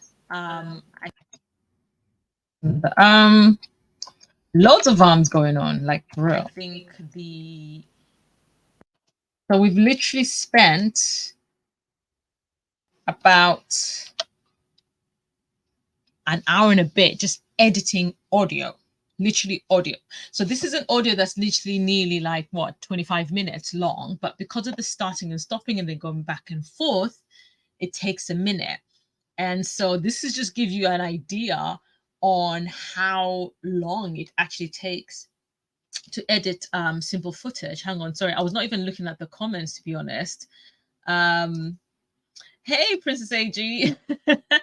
Hey, Princess. Hey, Princess. Sorry, I literally was so focused on the audio. I was not even looking at the comment. Hello, welcome to the live. Thank you for coming through. Let's see what you're saying. I edit in LumaFusion and Final Cut Pro on my phone. Is Video Leap I use to edit. Oh, okay, nice. Very, very nice. And how do you find that? Like if you're using your phone, you're not using like a mouse or anything like that. You're literally having to use your fingers, or do you use like one of those pen tools? Do you use that to edit? Hopefully, if you come back, if you're still watching, looking at the time when you left this comment, do you use like a pen tool or another kind of sort of tool to be able to whatchamacallit? Yeah, kind of like, especially when you're going through the timelines and things like that. What do you utilize, and do you find that method easy, or do you find it a little bit tricky? Okay, so let's carry on. The dad. Oh my god, did I just go the hang on. I think the dad who basically took them in. Okay, let's go back. I think the dad. Wow. The dad. So which means I can just take that bit out and then it will just be one there, not like 4 of them that I just did.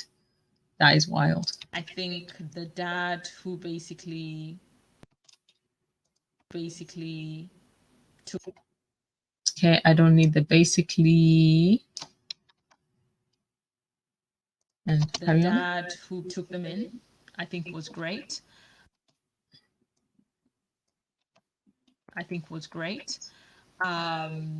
Yeah. Yeah. Honestly, the thing about editing stuff and you're listening back, especially you having to listen back to your own voice, it feels so cheesy and just so cringe. Great. Yeah, I think, to be honest, I'm trying my. There we go. I think, to be honest, I'm trying my best right now. If only you knew that I'm literally trying my best not to give out too much because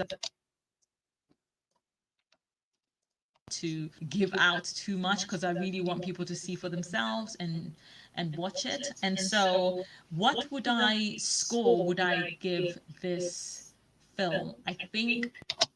Okay, we're at the tail end of it. Good. So we have deleted quite a bit because it was like nearly 25 minutes and we're nearing to the end and it's about 17 minutes now. Film. I think I would give it a Okay, here I can literally just close that in. Bring that in. Good. I think I would give it an 8 out of 10, if truth be told. I think I would give it an 8 out of 10. Okay. Rid of that. 8 out of 10, if 8 out of 10, if truth be told. I would give it a. I repeat myself. Seriously. 10. I would give it an 8 out of 10, and I give it an 8. I would give it an 8 out of 10, and I give it an 8 out of 10. Give it an 8 out. I give it an. I give it an 8. I give it an 8 out of. Bring that back in. And delete that. And let's see it. 8 out of 10. I give it an 8 out of 10 simply because I think this. Okay. The story is definitely a story that deserves to be put out there. I think for an industry that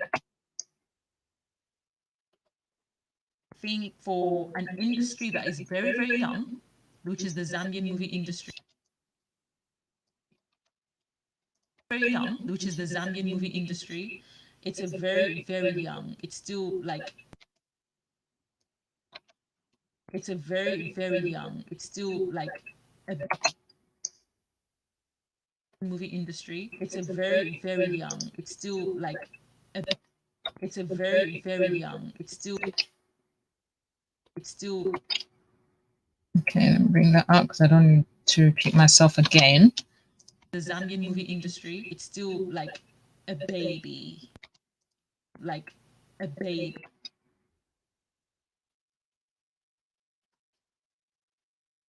It's still a baby, you know.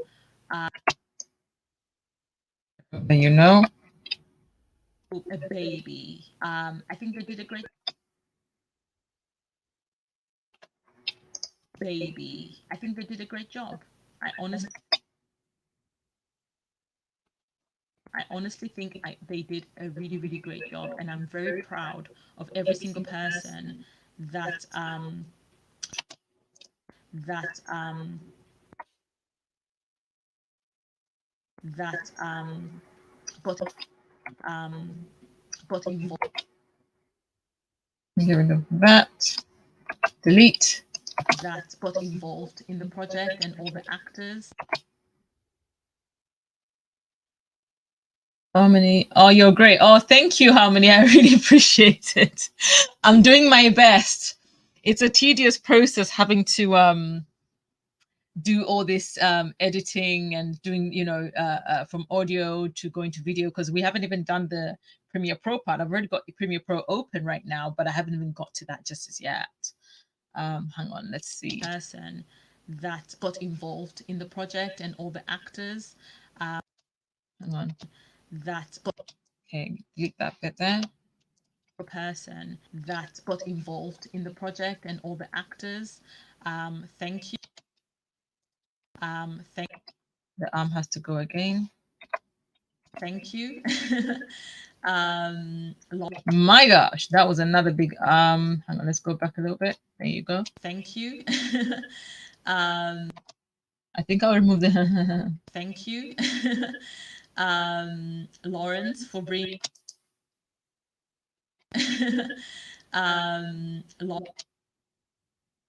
so let's get that from there all the way to here. Thank you, Lawrence, for bringing us this story. And I think this is the type of There you go. I think this is the type of story we need to see more when it comes to African stories, when it comes to Black stories. We need more stories that. I think this is where I get in a little bit of my salt box. That just talk about an important matters, and even if it's a fun story,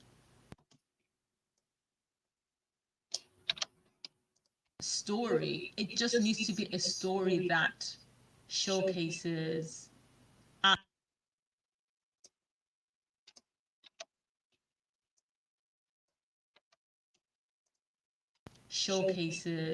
us as people, as opposed to the stereotypes in which the Western media have tried to create us to be.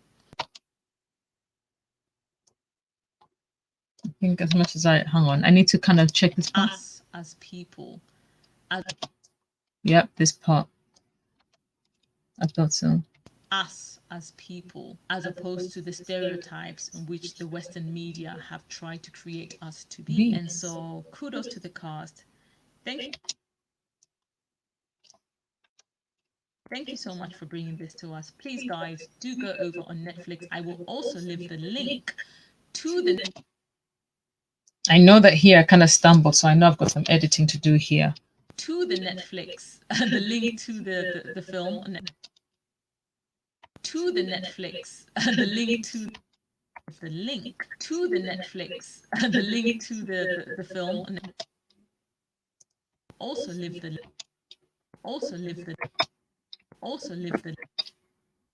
link to the Netflix, the link to the film. Okay, I think it's from here to somewhere here ish. Hang on, we'll figure it out. Let's hear the film on Netflix. So live the film on Netflix. Also live the film on Netflix. Also live the film on Netflix for you. Okay, let me go back one.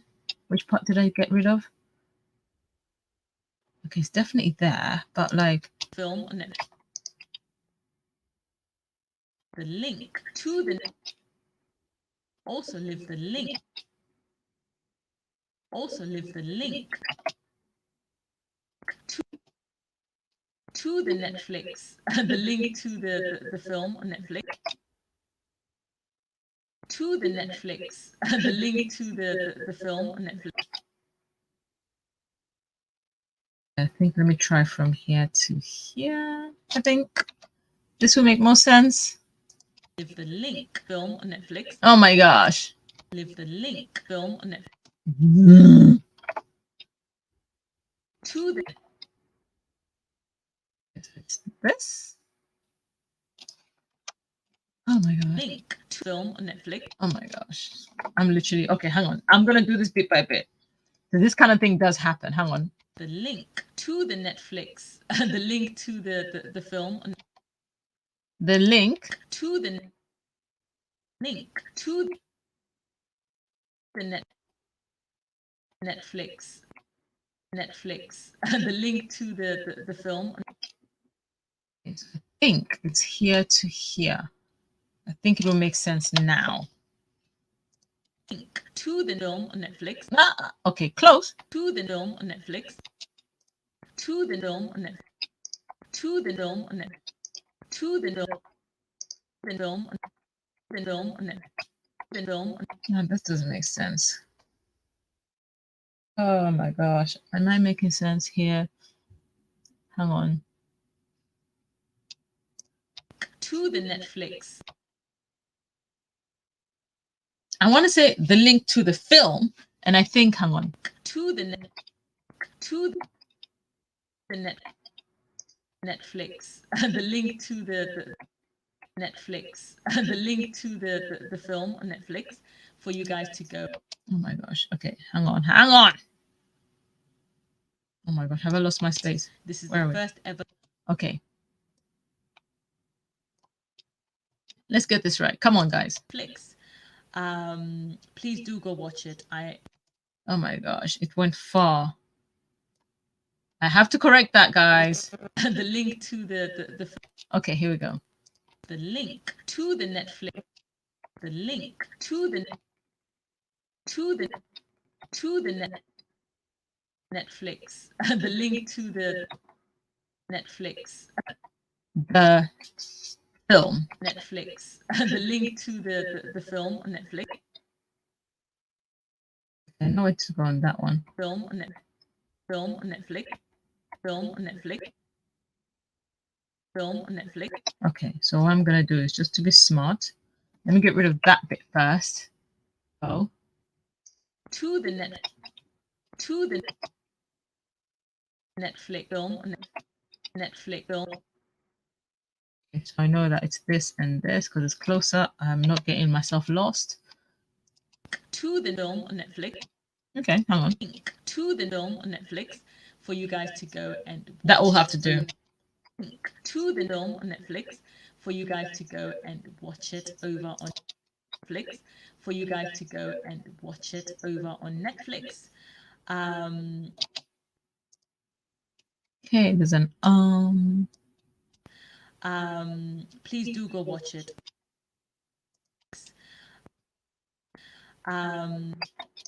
Okay, there.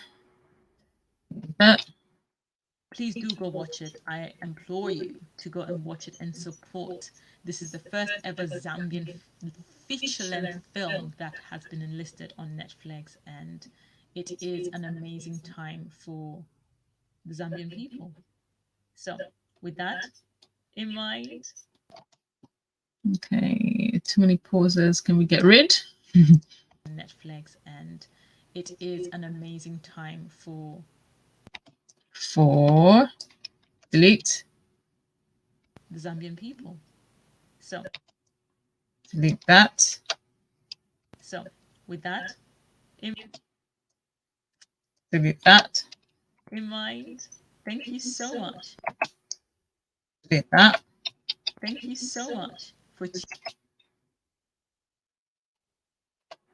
tuning in and watching this video all the way to the end. I do appreciate it. Until next time, do appreciate it. Until next time, my name is Elaka. My name is Elaka. I'm your host, and thank you for watching the Global Zambian Magazine Show. Until next time, take care and goodbye. Yay! Oh my goodness, we've reached the end of it. So in total, it's ended up being 19 minutes and about 30 seconds, just into 30 seconds. Goodness gracious me. Let me do that. And we've made it 30 seconds. Okay, so now I'm going to click Control S. That should have saved. And then we're going to export it. So for those who've never used Audacity and how simple and easy it is, you go to File, basically export after you've got your entire project edited as according to how you like it. Basically, yeah, export it to MP3. And then here it says, can you see as MP3? Because I already titled the project. And so I'm just going to go check to see where. So this is not going to go in the Elaka because this is actually for TGZ. Okay, I'm just happy to be giving you the demonstration. I'm giving you the demonstration of how I'm actually going about doing this using the Elaka, but actually this belongs in the TGZ, the Global Zambian Magazine folder. And so I'm actually going to take it over there from group. There it is, TGZ. And then I'm going to go to TGZ TV show. And then I'm going to go to audio. No, I don't want the audio to be there. Do I want it there? Be my trailblazer. Okay, yeah, I'm going to keep it in audio. Can they see us? Yeah, I'm going to give it its own folder because that way I confuse myself less. On when I was talking about how with Audacity, if you are creating like a track, even if it's a podcast and you're going to export it as an MP3, etc., that sort of thing, because podcasts that are MP3s, the ones that go on Spotify and all those places, you can export them as WAV files, which is, I think, the format that a lot of these platforms actually accept when you are distributing to digital stores. They accept WAV format. And so if it's a podcast, for instance, and even if it's a song, right? This section actually allows you to add your metadata. For all those who are not familiar with metadata, metadata is basically when someone has your song on their device, and it shows you the name of the artist, the track title, what album it's come from, the number that it is within the track list, the year it was created, all the way to the genre and any comments you might have. And in the comment section, you could actually put things like the lyrics within there. And so it kind of gives you that, which I think is amazing. And you can even save templates. For example, if it's an album or if it's a podcast series, right, and you don't want to have to keep retyping all those sections, you can do the first one and save it as a template, and then for the following episodes that you record of your podcast, you can literally just keep loading the following, basically the following. I'm saying you can just keep loading the template and just changing the track number, so that, because the track number would be, if it's a podcast, your episode number, correct? And so this will give you a chance to be able to kind of do that. So I kind of do like that about that. But because this is for just the audio is only needed for Premiere Pro, I'm not going to bother with any of this. I'm just going to click on OK, and then it's going to start saving. It's going to give me the time remaining and the amount of time that's elapsed. As you can see, it's only 33 seconds. And again, that's one thing I do love about Audacity. This is like a 19-minute, nearly 20 minutes audio, but it's only literally under 1 minute that it's going to take to render. And I absolutely love that. So when we finish this section, basically, the plan is we're going to completely close Audacity because we don't need to keep it open. In most cases, whenever I am editing with Premiere Pro, I even try to close Google Chrome, simply because I don't want Premiere Pro to lag and things like that. So I do close as many programs as I can. But because I am live streaming this, I'm not going to be able to close Chrome because I am showing you how my workings are. So we're going to go ahead and close this because I already saved it. So you can see it's compacting the project so that I can save it, so I can be able to reopen it and edit it later. Not that I really need to do that. I actually specifically saved this particular project file for the sake of this live broadcast in case anything happened and, I don't know, something got shut down. I didn't want to have to lose it and then have to try and re-record everything that I did. Plus the fact that it was nearly a half hour long or worth of recordings. I wanted to avoid that. So as you can see right now, as that screen has actually closed, Premiere Pro has opened. I already opened the file that I used to edit the clips that I put on TGZ earlier on. It's called YouTube End Screen. That's because that's what I initially started it with, but I figured that let me do my edits within that same place so that I don't have to move the end screens. Now, here's a part that I'm going to be skipping. And initially, I was going to add it to this particular live stream, but I decided to do away with it because when I was checking it before when literally the live stream was about to start, like about 15 minutes or so before the live stream started, I opened After Effects, which which is obviously the sister to Premiere Pro.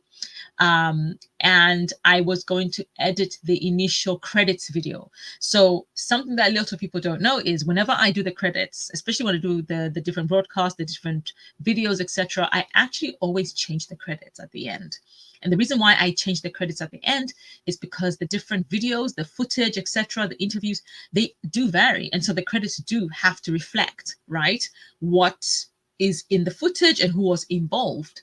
And so I was going to show you the process of actually editing the credits within After Effects. However, okay, when I tried to do that with StreamYard open, I still had Audacity open, I've got Microsoft open and stuff like that, everything started just freezing left, right, and center. I said, you know what? If I try to stream this, it's going to be a complete and utter nightmare, because After Effects does take up a lot of RAM. My CPU memory literally just goes with After Effects. And so what I'm actually going to do is, because I can't show you how I go about editing the credits, maybe I'll do it in another video. But because I will not be rendering this particular video live, I'll be rendering it after the fact. I will go and edit my credits after so that I can actually be able to have the correct credits after the fact. But for all intents and purposes, and for the sake of this showcasing how I edit my videos, you will see me add everything, and then you will see basically the credits that I already have from my previous video. And so what you are looking at here, it says Teachers Magazine Show intro and outro, because that's where I initially created the intro and outro, and I literally just add the footage in between. And what you are looking at here, you've got, see these 3 yellow lines that you are seeing here are basically different sections that I render.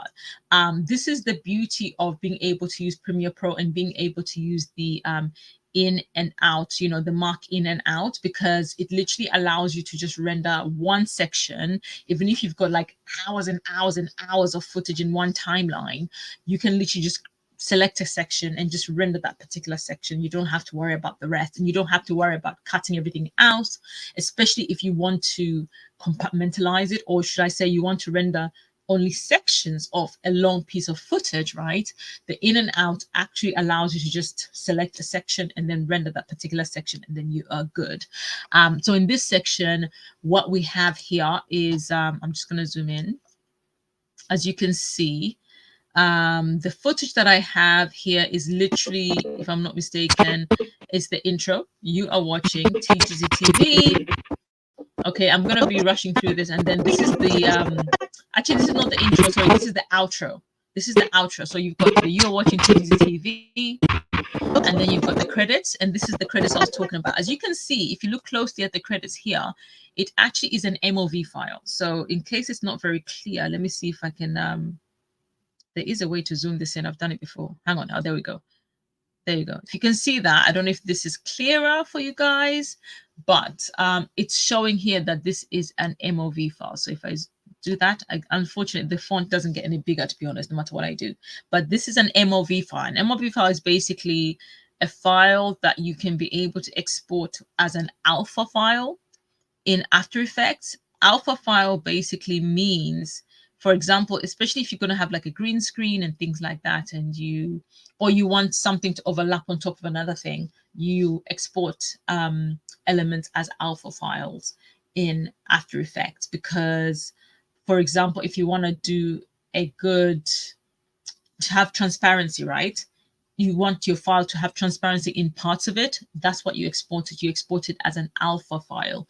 And when you export it as an alpha file, the format that it exports as is an MOV. If you try to export it as an MP4, it will not have the transparency that you need. It has to be an MOV file. And MOV files do tend to be quite large in size, like they always like within the gigabytes. So and so that's pretty much what you are seeing here.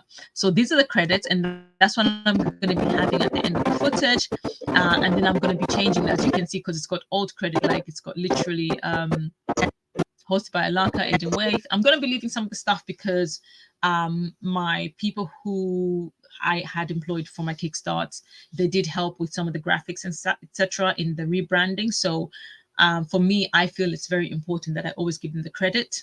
That's always vital. But the end of it, I need to change some of the bits because they don't apply to this particular video. And so this is the credits part. Let me see, what have I got? Yeah, this is fine. And then this is the end card. This end card is there specifically for YouTube, so I don't have to change that either. So I'm going to leave that as is. So I'm going to be utilizing this entire section for the end section of the review. And then this part is the opener. So this is the opener. Let me see. There you go. Wow.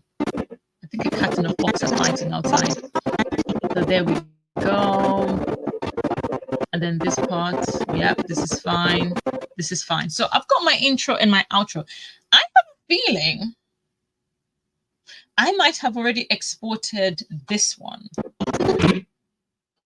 I have a feeling that I did, but you know what? Hang on.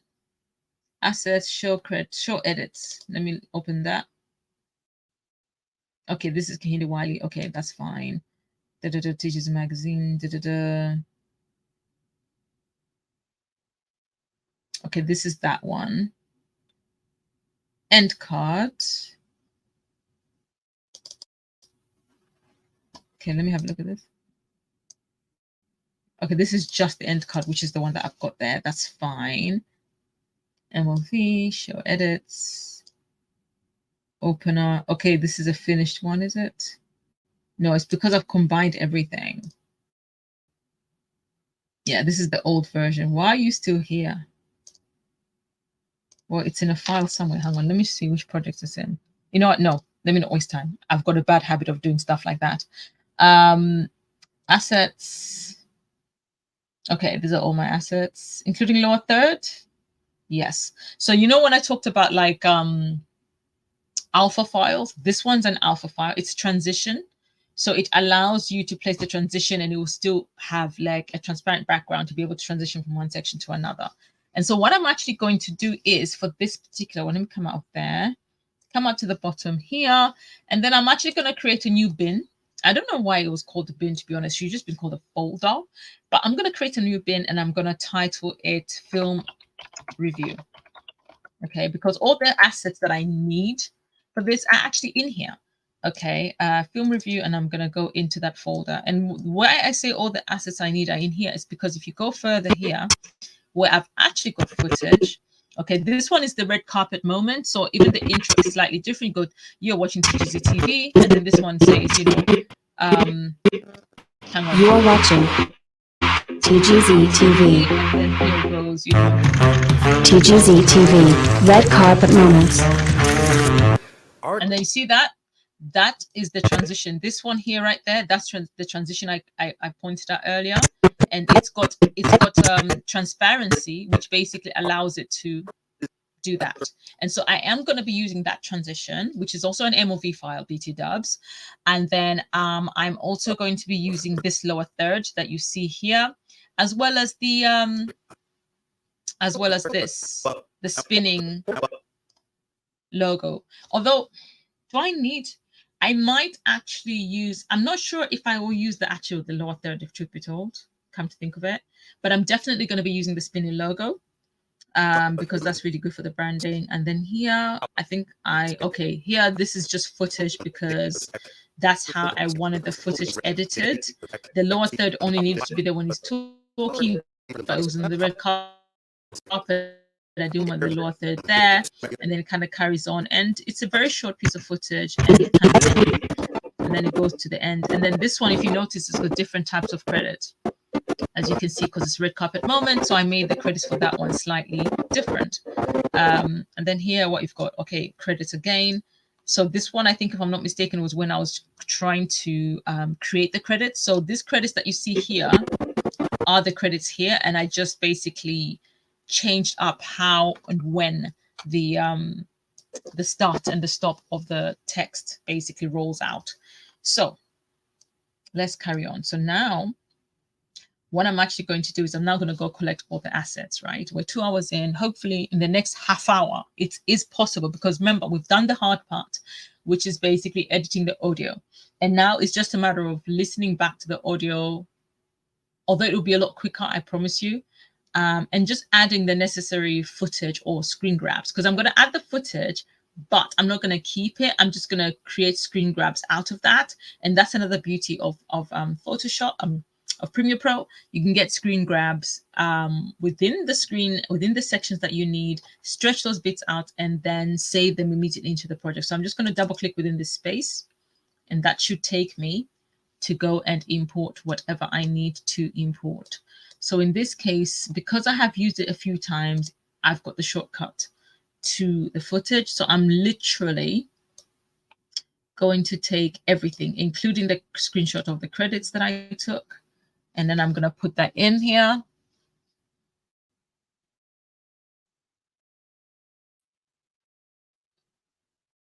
There we go. Voila. And then what I'm actually going to do is, come on. Okay, so it basically, what happens is after you import files in Premiere Pro, it does basically render them to kind of get the, to kind of like, I don't know, fit into the project. I've never really fully understand that section. So I'm going to go ahead and, oh my gosh, suddenly getting hiccups. I'm going to go ahead and press Control S, and I'm going to take a drink of lemon juice because my gosh. I feel like I've been talking nonstop without taking a drink.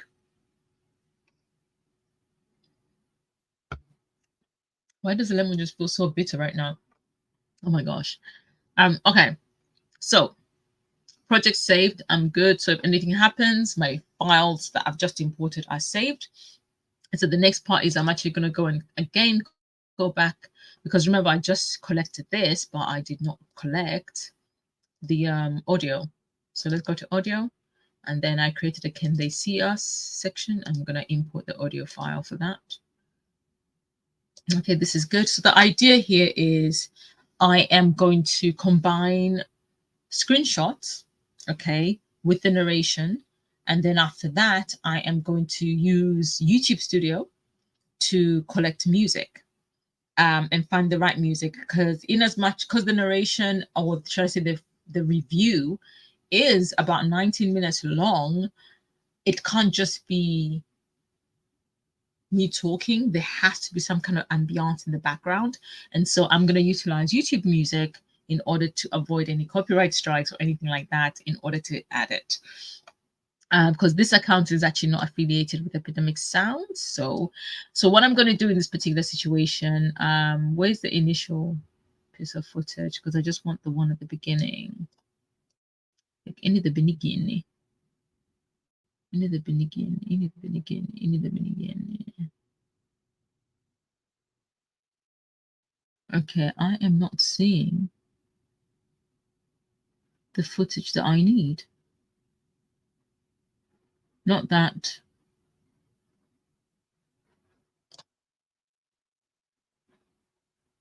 Okay, this is the footage that I need. Okay, so I'm going to just right click that, and I am going to create a new sequence from the clip. Okay, and that sequence has been created, but I'm going to rename that sequence. I hate this is the part. Oh my gosh, click once. Okay, there we go. We're going to rename the sequence to say film review. I'm not even going to name it the title of the thing. No, because that way it shortens it. And then I am going to go ahead. Let's have a look. Now here, let me just do this, unlink, because I don't need this. And so in this section, I'm actually going to just look for a section that I need to get the screen grab. Okay. There we go. So literally the screen grab that I need is literally this. And can you see this got a little camera for those who use Premiere Pro, literally the little camera export frame. I'm literally going to take that and make sure, if you're going to have it in the project, make sure it says import into project. And here right now it's going to somewhere I don't need it to go. So I'm going to click on browse. And then I am going to literally take it to, can you see us? And then I'm going to create a folder within that that says screenshots. So I want it to mix with the other files. Okay, put all caps on. There we go. Select that folder and done. And then okay, that, and voila. What I don't like about Premiere Pro, whenever you take screenshots, it literally sends them to the main folder. It doesn't take them to the subfolder that you're in. But that's not a problem because you can literally just drag them and drop them into the folder that you need them to be in. And then there. So that's the screen grab. So I'm going to literally start with that. And I'm going to get rid of this, get that, and then bring the screen grab in there. So this basically will allow me to be able to stretch it out whilst the narration is going, but also utilize the basically the keyframe element where it kind of slightly zooms in. That way it looks like it's in motion, because that kind of helps with the production of your videos, honestly. So in this case, I need the intro, correct? So this is the intro that I need. And I'm just literally going to grab it like that, go to edit, copy. I'm going to come here. I'm going to bring it out here. I'm going to push that over because I don't know how long is the intro. It's 30 seconds. Okay, that's fine then. 30 seconds, yep. And I'm just literally going to go edit and paste. There you go. So the footage is now here. Let me just make sure that it's fitting, because that's another thing. Because I copied that, I had a feeling this is what happened. Because I copied the size of the initial footage, it can affect. So always make sure that you double check that. So I'm going to put that in perspective. That one too, as you can see, it's clearly bigger than it should be. Scale it down. Hang on, let me do this. 50, no, 50, 25. There we go. That way you can see the edges really well. There we go. And that one. Check it, that's fine. Okay.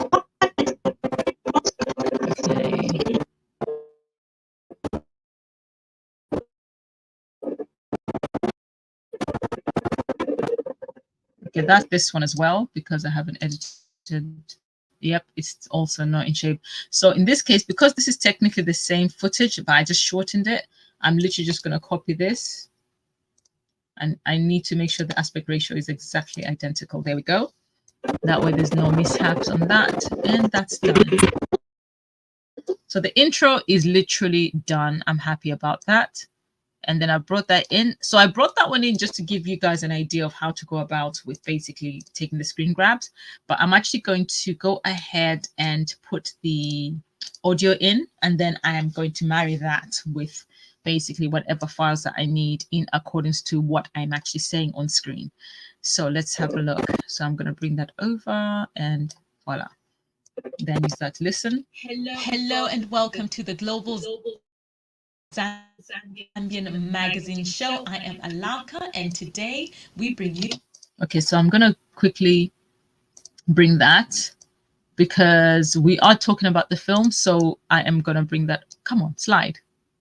Oh my gosh, so annoying. Slide, thank you. Bring that over. For the intro, the cast photo, or should I say the cover art of the film, is the best one to kind of use with effect. Thank you.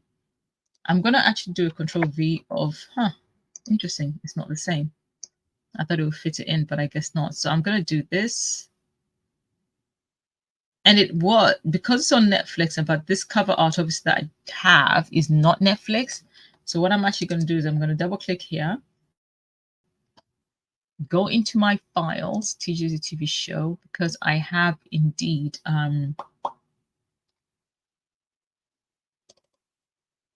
artwork, divorce cloud, the film reviews. Yes, there, I've got the Netflix logo right there. So I can be able to actually add it on there. So it's very clear what we are referencing and the way people can actually go and watch it. So I'm going to literally match these together because they're going to have to be together. Bring that and bring that one down. Okay, there we go. Bring that one down.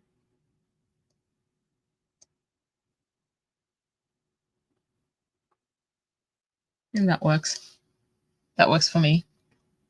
Okay, so now these basically, I'm going to just group them so it's easy for me to move them together. So let's listen back to what I'm saying. Elaka, and today we bring you a movie review. The movie we are reviewing today is titled You See Us. I, for one, am extremely elated to be giving you this review as it is the first ever Zambian feature-length film with a fully Zambian cast that has been enlisted on Netflix. So, ladies and gentlemen, what you are witnessing with this film is actually history in the making. With that said, the movie is written by Lawrence Thompson.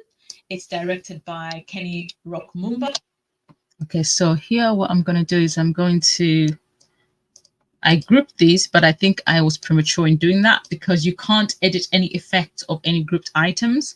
And so in this particular case, what I'm going to do is I'm going to go ahead and I'm going to click on that, go to the beginning of it, pull that out like that. That way we're literally at the very beginning. And then I am going to actually put the scale, literally put the keyframe in basically for the scale. And then I'm actually going to wait until I can see where I need to add anything else. I'm just going to fast forward. It is basically a subject of stigma, right? As it touches is that it touches on a subject matter that and a lack of education on the matter. Thankfully, due to the advancements in technology and science, more and more people have become educated on the subject matter. However, there is still quite a large population that perceive albinism as somewhat of a taboo, and therefore there are people out there to explain to him what he has. They give birth because they discover that he's got albinism.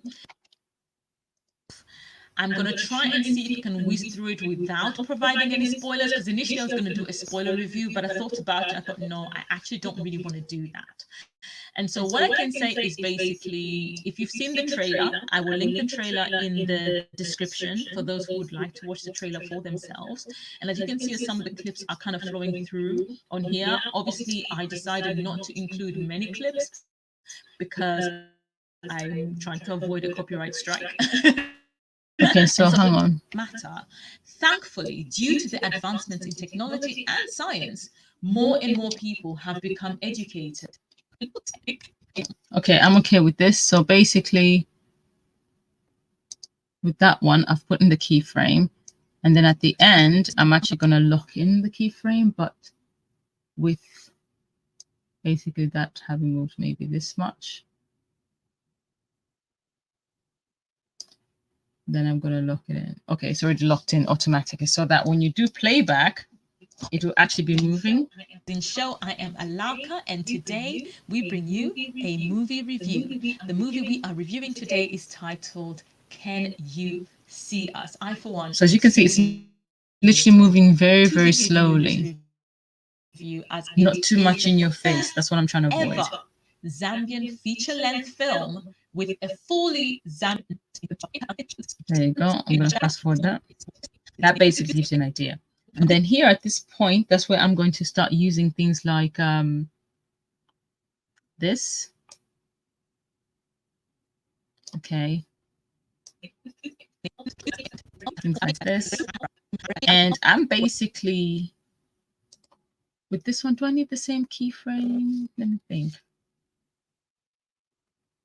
No, I can't use the same keyframe because of the fact that they're not the same size aspect ratio wise.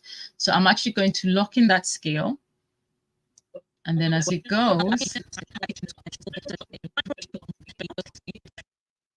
I'm basically going to increase it.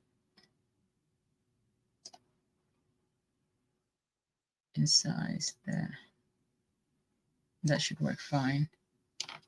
And so when you look at technology and science, more and more people have become educated on the subject matter. You can see it's increasing in size. So basically, this is the routine that you have to do in order to kind of merge your videos, and especially if you're using like screenshots and things like that and not footage, this is actually what helps in making it look like there's some kind of emotion, and it helps for viewer engagement, for them to actually keep paying attention rather than something that's kind of like a still image across their screen. So here, I'm going to bring this piece of footage in, and then I'm going to basically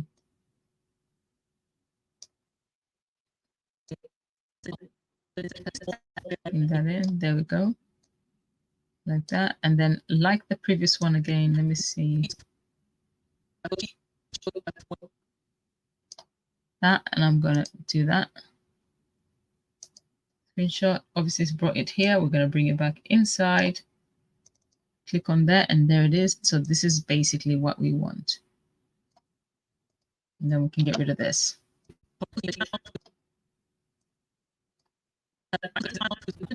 Okay, and so with this one, similar to the other one,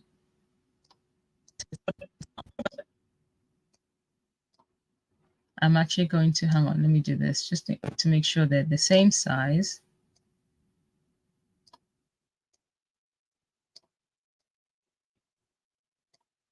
Okay, I'm gonna go get the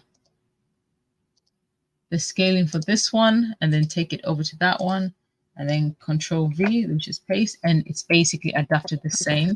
So when I do that, it's going to do the same, and I don't have to basically place the keyframes at the beginning, at the end manually. I could just copy, so long as I maintain the same aspect ratio, which is with the screenshots, they're all going to be the same aspect ratio, really. And so here, let me see what I'm saying. He's got albinism, and it's at this point that the journey spend a lot of time in the film with the adolescent version. Okay, so here I'm going to increase it a little bit. Let's see.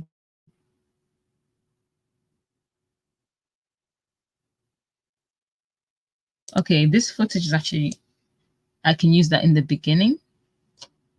Let's just do that and link so I don't accidentally remove my audio. So delete that audio bit, go to here, zoom in, and I'm literally going to, let me see.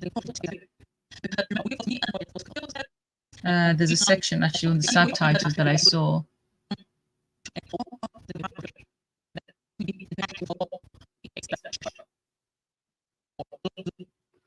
Okay, I'm actually going to keep that because I like that screenshot. Take that, it's moved it, so I'm going to push it back in there, and there it is. So I'm going to get rid of this because I don't need that. And then bring that one in. And so that's literally the process that I have to kind of like go through. And pull that out. And again, to be honest, all I have to do is, hang on, because I really do want to maintain the same length, etc., that sort of thing. So do that, go in here, Control V, because remember, I already copied and pasted from before. But also, in addition to that, this actually is supposed to come, oh, hang on. Like, this one should come between these two, because that's what follows. Yeah, and then this, yes, and then this, yes. I think. Hang on, is there another part that I need to put in here?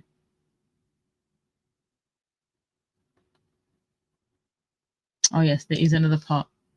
So here's another part here.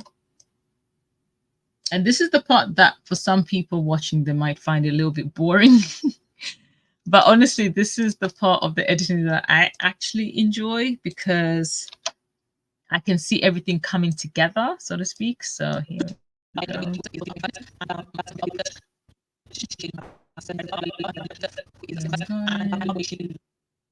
Okay, I'm going to take that part because I'm choosing this particular sections of the screenshots because, or should I say, of the frames, because of what the subtitles actually saying. It helps kind of tie in the story a little bit for whilst kind of giving the review. So I'm going to do the same here, and okay, that's going to go on the other side, and we're just going to drag it back into the folder, and there it is. So get rid of this one now, since we've got what we need. And let me zoom out. There we go. That and this, no, we're not yet there. We are going to be there soon. So I'm going to bring that one out here and then bring it there. Size it so it's the same. Bring it down. There we go. And then with that, I can literally do a Control V. And then it would have basically copied the same format, as you can see. There we go. It's because I'm just moving through it really, really fast. It feels like it's zooming in and out, but in fact, that's not the case. Okay, this one's already done. Good. And the next part is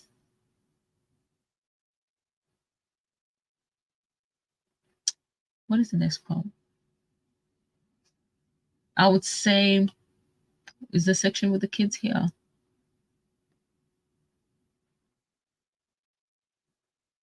Okay,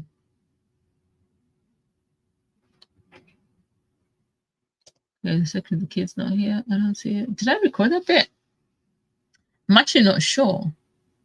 So what I'm going to do is I'm going to just bring this one in.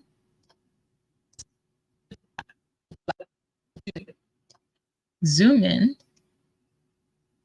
Guys, I'm going to have to be stopping this live soon. Obviously, the audio section kind of took a lot longer than I expected, but I do have an early start in the morning, and my aim is to try not to linger past midnight.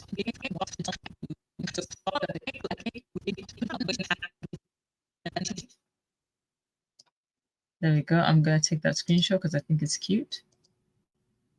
There we go. And then I can literally get rid of this because I don't need it anymore. Push that in there. Ta-da. Okay, let's get back to where the timeline was. There it is. Bring that in. There we go. Mash the others. Then bring it back down.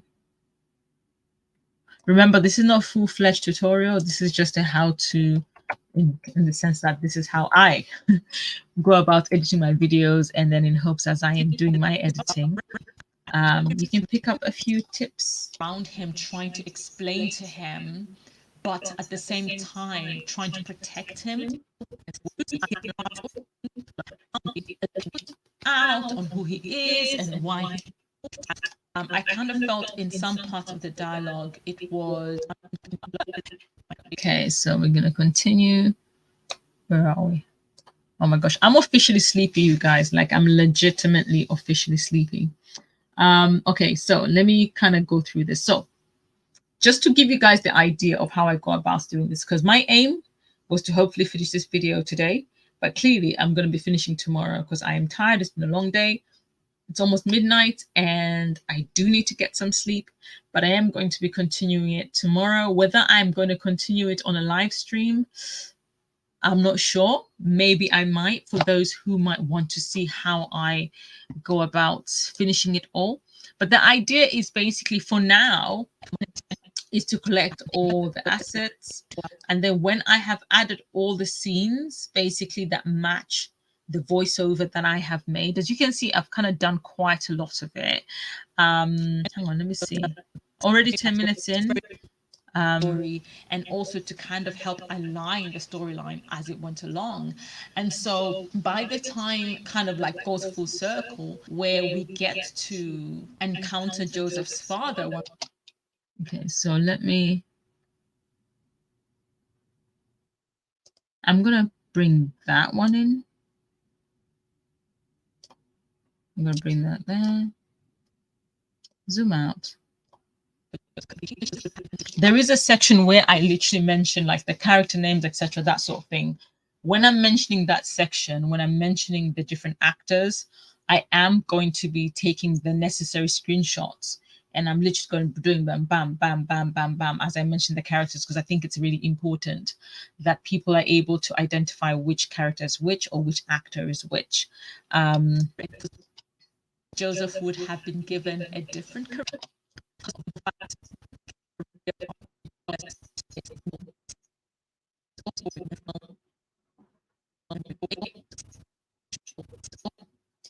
Okay, I'm going to take that screenshot, push that in, get rid of this, and then I'm going to go back in here, and there it is. I can bring that out. Whoa, almost overlapped it on there.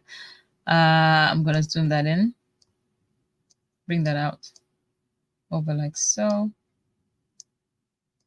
There you go. And then Control V within the effects, and then I've got my zoom in, as you can see.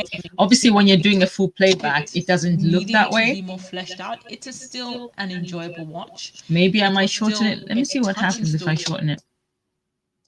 And heart-wrenching in parts, and it gets rid of the keyframe. That's interesting.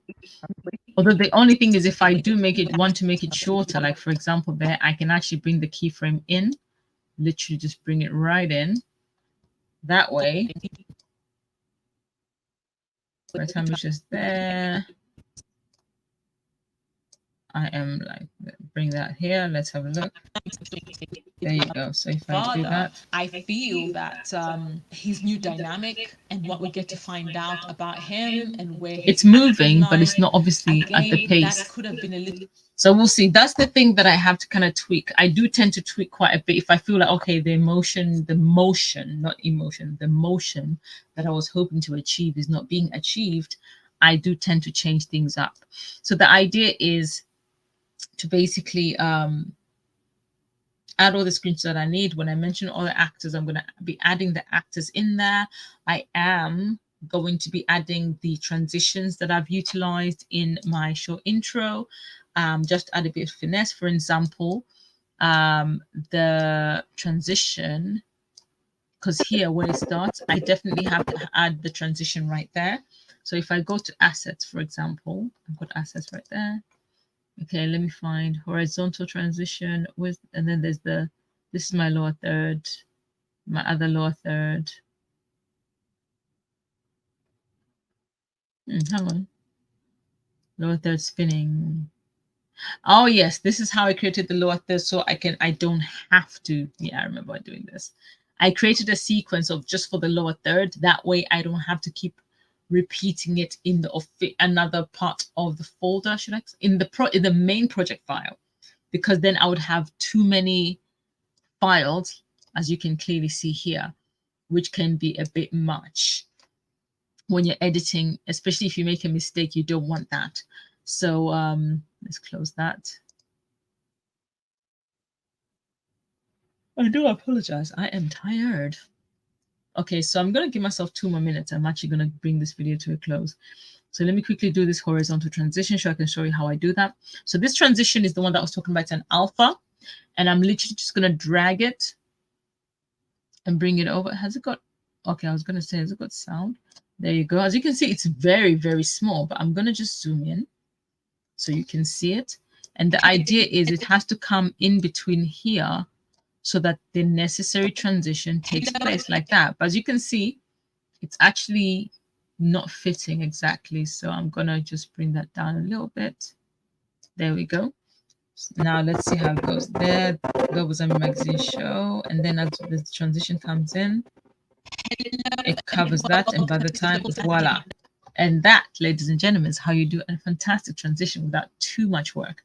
Of course, if you don't have this kind of transition that's a preset, like mine, you can literally just use the in-app transitions. So these are the transitions such as, if I go to effects, I'd give myself 2 minutes, right?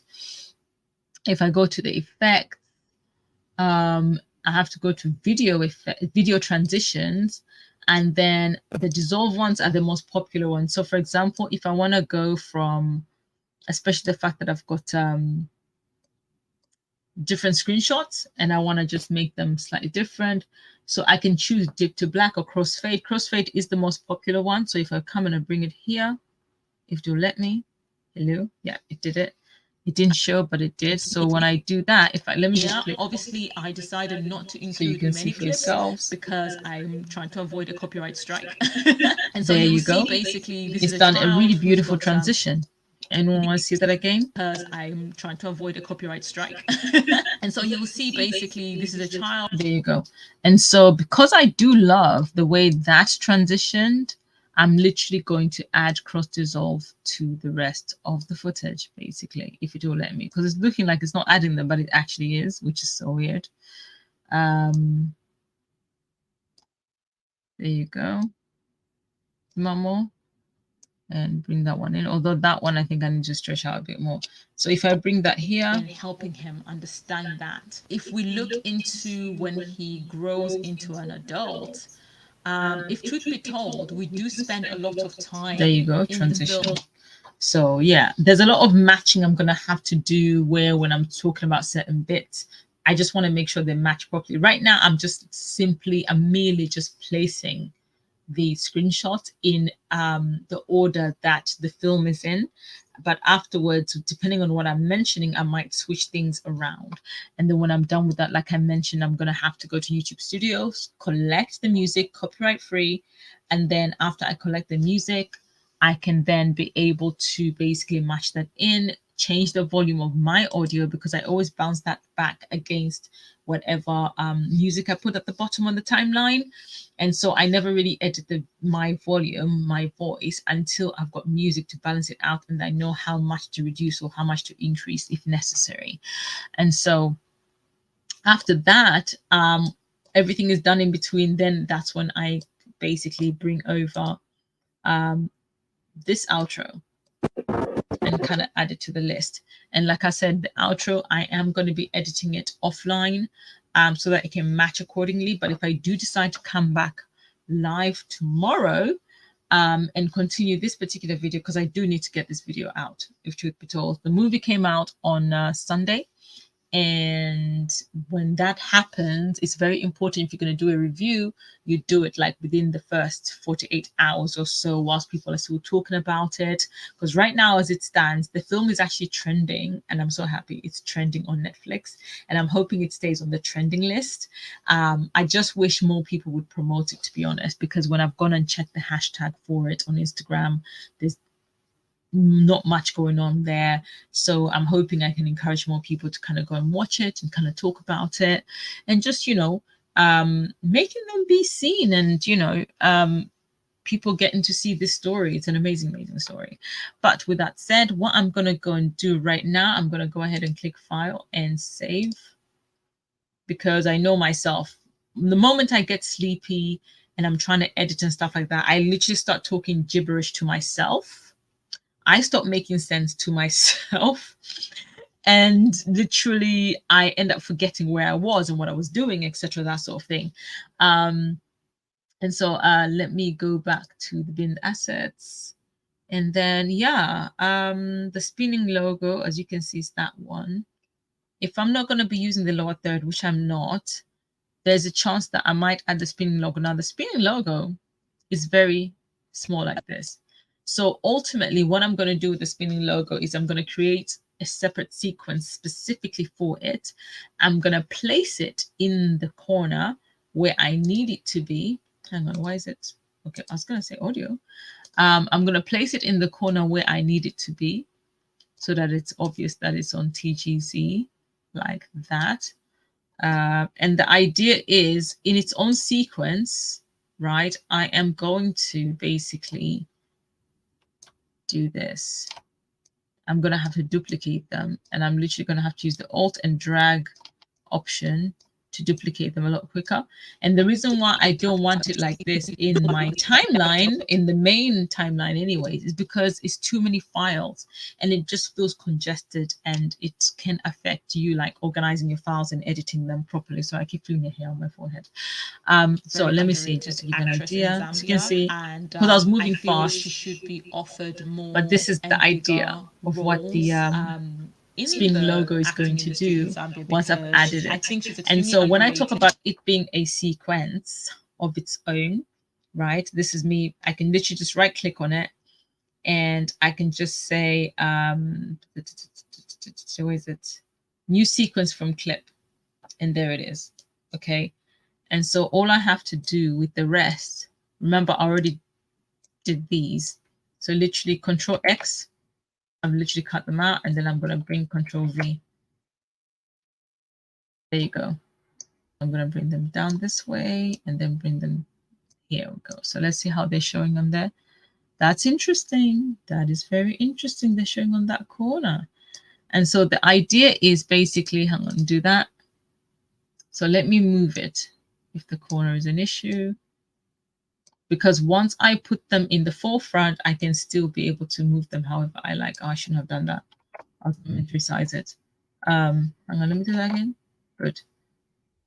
Move it positions. Let's have a look. Move that way a little bit more. And that should be A-okay. And the idea is to take this and literally copy it to the rest in there. Not wrong. C, Control V. I think what I'm doing is working because I haven't had a chance to see how. Okay, good. This is like what, 1.5 minutes worth. And so I can actually make this for a long length, but you know, as lengthy as I possibly need to. And basically the idea is duplicating them. I literally am taking the whole thing, doubling it, and then doubling it, and then doubling it every single time. So let's see, take that. And then voila. So now it's like 5 minutes worth. Remember, the video is almost 20 minutes, and we do want the spinning logo to go for that far. So the idea is to basically, again, literally highlight all of them, press the Alt key and drag and drop. Drag and drop, and it's automatically copied it again. Voila. Bring it in. Okay, hang on. Let me do this so I can be able to see everything. There we go. And then do the same thing again, Alt. And this should take it to about 20 minutes. And we've got less than 20 minutes worth of footage, which is great because then we can just cut it out in the main footage. There we go. So this sequence is actually done. TZ rotating alpha, perfect. Okay, and there you go. It's been created over there. So now I can actually close this, come here, do this. And because the music stops right here, there's the transition, perfect. So I can actually come here. Obviously, coming from where it's come from, it's going to try and create an audio section. I don't know, it always does this, and I don't like that. It's like there was no audio. Why are you trying to create an empty audio at the bottom? So delete that anyways. That's me venting my frustrations why they do certain things. There you go. So as soon as the narration starts at the beginning, the spinning logo has to be there.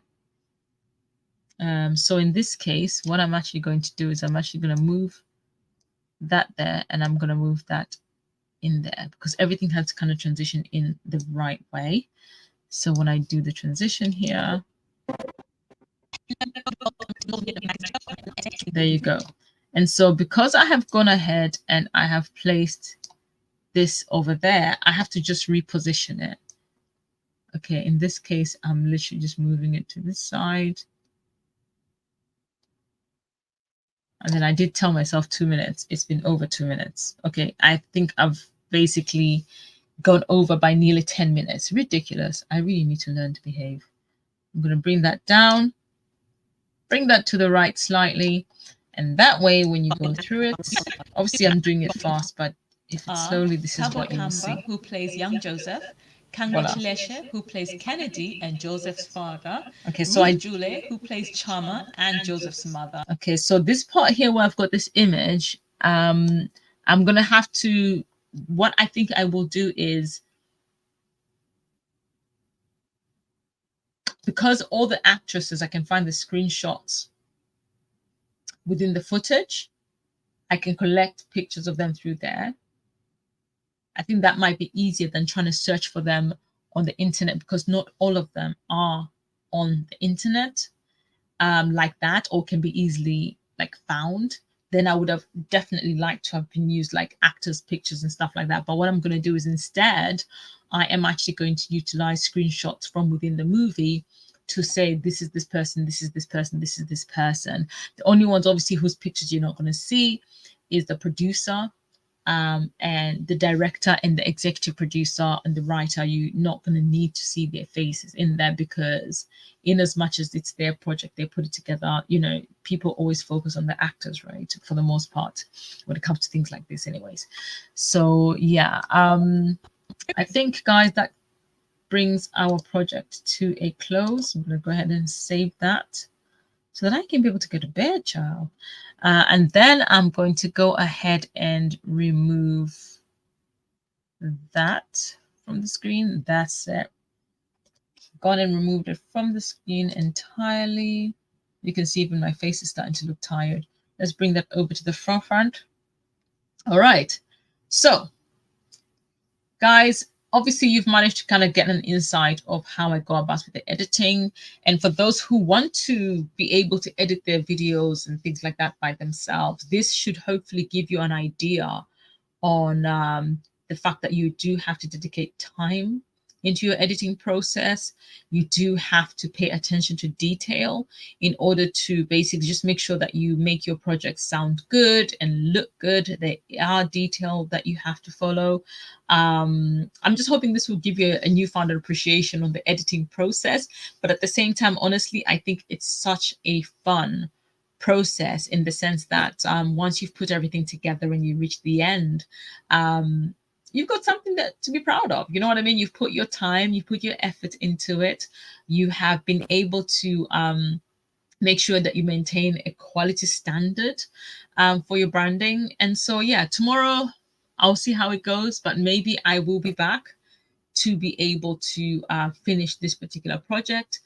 I think because I've already done the audio editing side of it, which took a while, the rest of it won't take as long, I don't think, simply because the audio is edited. It just needs maybe the volume increased a little bit. And then what I'll probably do is, once I've listened back to it, I will be able to determine which sections need what. So what I might actually do is I might listen back to the MP3 on its own, and then just mark out what I am saying when.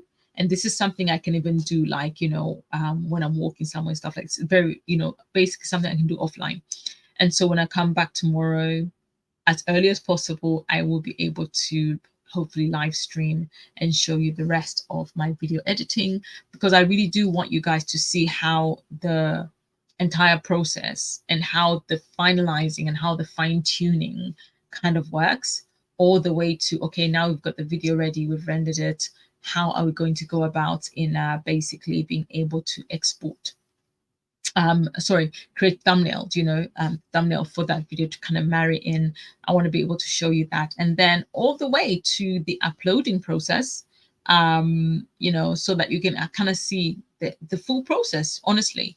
And if there's any other way to be able to learn how to go about doing things for your YouTube channel, etc., that sort of thing, or your online platform for videos, this would be the tutorial for you. Even if it's technically not a tutorial, it's more like you seeing how I go about doing it, because you might not do things the way I do them.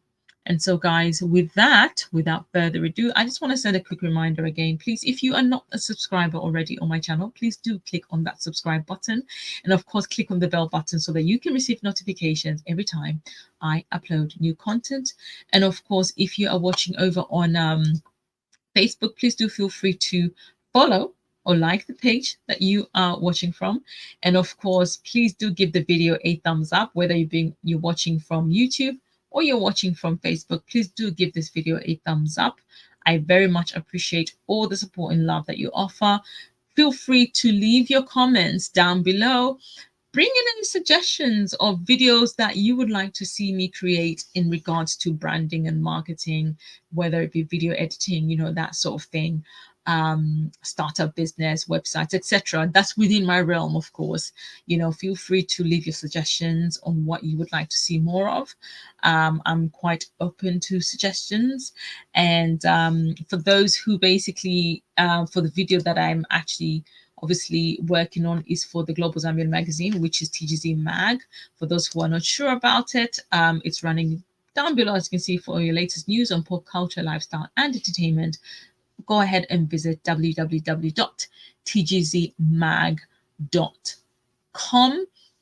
And basically, is there anything else that I have forgotten?